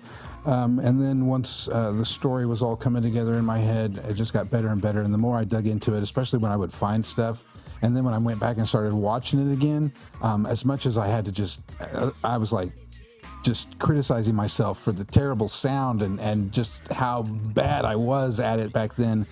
The stories were so good, and there were so many great moments, and it was just unbelievable. It's worth sifting through. Put it on the 2x speed. That's what I did. What I love about my voice is really odd at that speed. Is it shows how much we've grown. Because This was our baby. Like, we started trying to do a Dungeons and Dragons, but we dropped that pretty quickly because we wanted to try something more role play, story heavy. And so, yes, the quality isn't the greatest, like tech wise, but the quality of just like acting and storytelling and us working off of each other, so good. Brilliant. That's what I was. And the intros. On. I mean, come on. Right. All the bits. All the bits coming in. It's really, really bad. Comedy gold. So great. We loved it every single second of it. I have the How About Them Nuts. Did I put that one on this? I've got it somewhere. I don't remember what that is. During tonight's show, I'll share them all for you guys so you can see them. They got to see the Peephole bumper from back when Duke said, it was in answer to the question, how many times can you say peephole in a row? And he goes, peephole, peephole, peephole, peephole, peephole. That's all in one clip. Many And good memes came out Yes. of Pretty that. good. Oh, And it's coming back, by the way. Better Can than a I nine. shoot that motherfucker? I love that's my absolute favorite line out of the whole series. Who I said have that? one. That was in like episode Another 9. Sasha. In It was a episode good one. one. Yeah. And Wow. the first bad guy. He's like, Can I shoot this man? yeah, I loved So it. good. It was beautiful. So they all got that, and then they got the not a 9 between Harvey and Dr. Kennedy. Well, they're going to get that one here in just a minute too. So that was good. Let's see. I think those are all the ones I got for tonight. But there's so many of them. There's so many memes in there. I was like, oh, I want to clip that. Oh, I want to clip that. And I was just like creating a list of more stuff for me to do. So I had to stop at 3 or 4.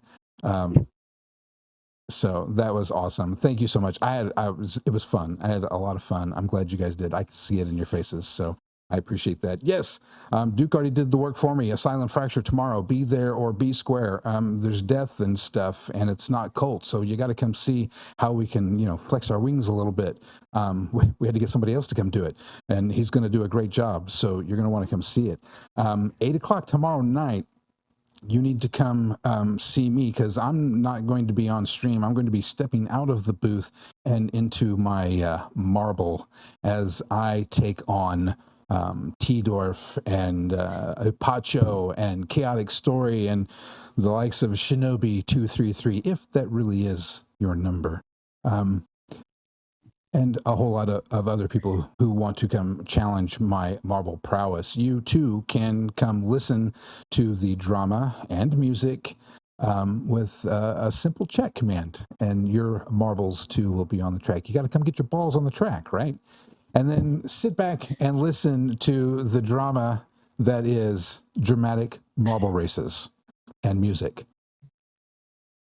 I will be racing, and at the microphone will be none other, the girls met him the other day, than the OG Bala himself, George Steely, calling the action.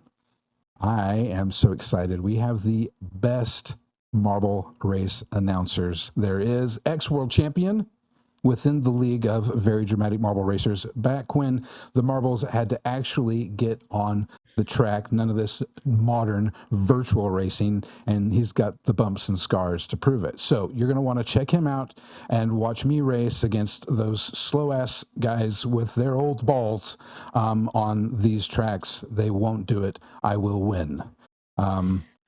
All of Okay, so that totally beats any bit that we did coming into the first season. That was Manhattan. crazy. That last 3 minutes beats all of it. That's my I've pro. never watched marble races, but you fucking sold me. I'm going now. It's marbles and pro wrestling, basically. That was my shoot. Right there. Holy crap. That's all right. After that Magical. night of all the high intense drama, and it is intense, I tell you, just ask around. There were chairs and tables and things happening last time, so it was brutal. Oh my gosh. We're all going to get a break on Sunday. There's nothing happening on Sunday. Wrath and Tears did 2 in a row. They got Sunday off, and we all get ready to crash into next week. We've got a vampire interprets thing coming up with the creators of Cthulhu Tech. So you're going to want to be here. I believe that's Wednesday. I had meant to double check that time, and I can look right here. It should be, yes, March 10th, 5 p.m. Central Standard Time, right here. Come watch Adam talk. I told him he could start interviewing some people, and man, he's just been finding like the best people to interview. So People?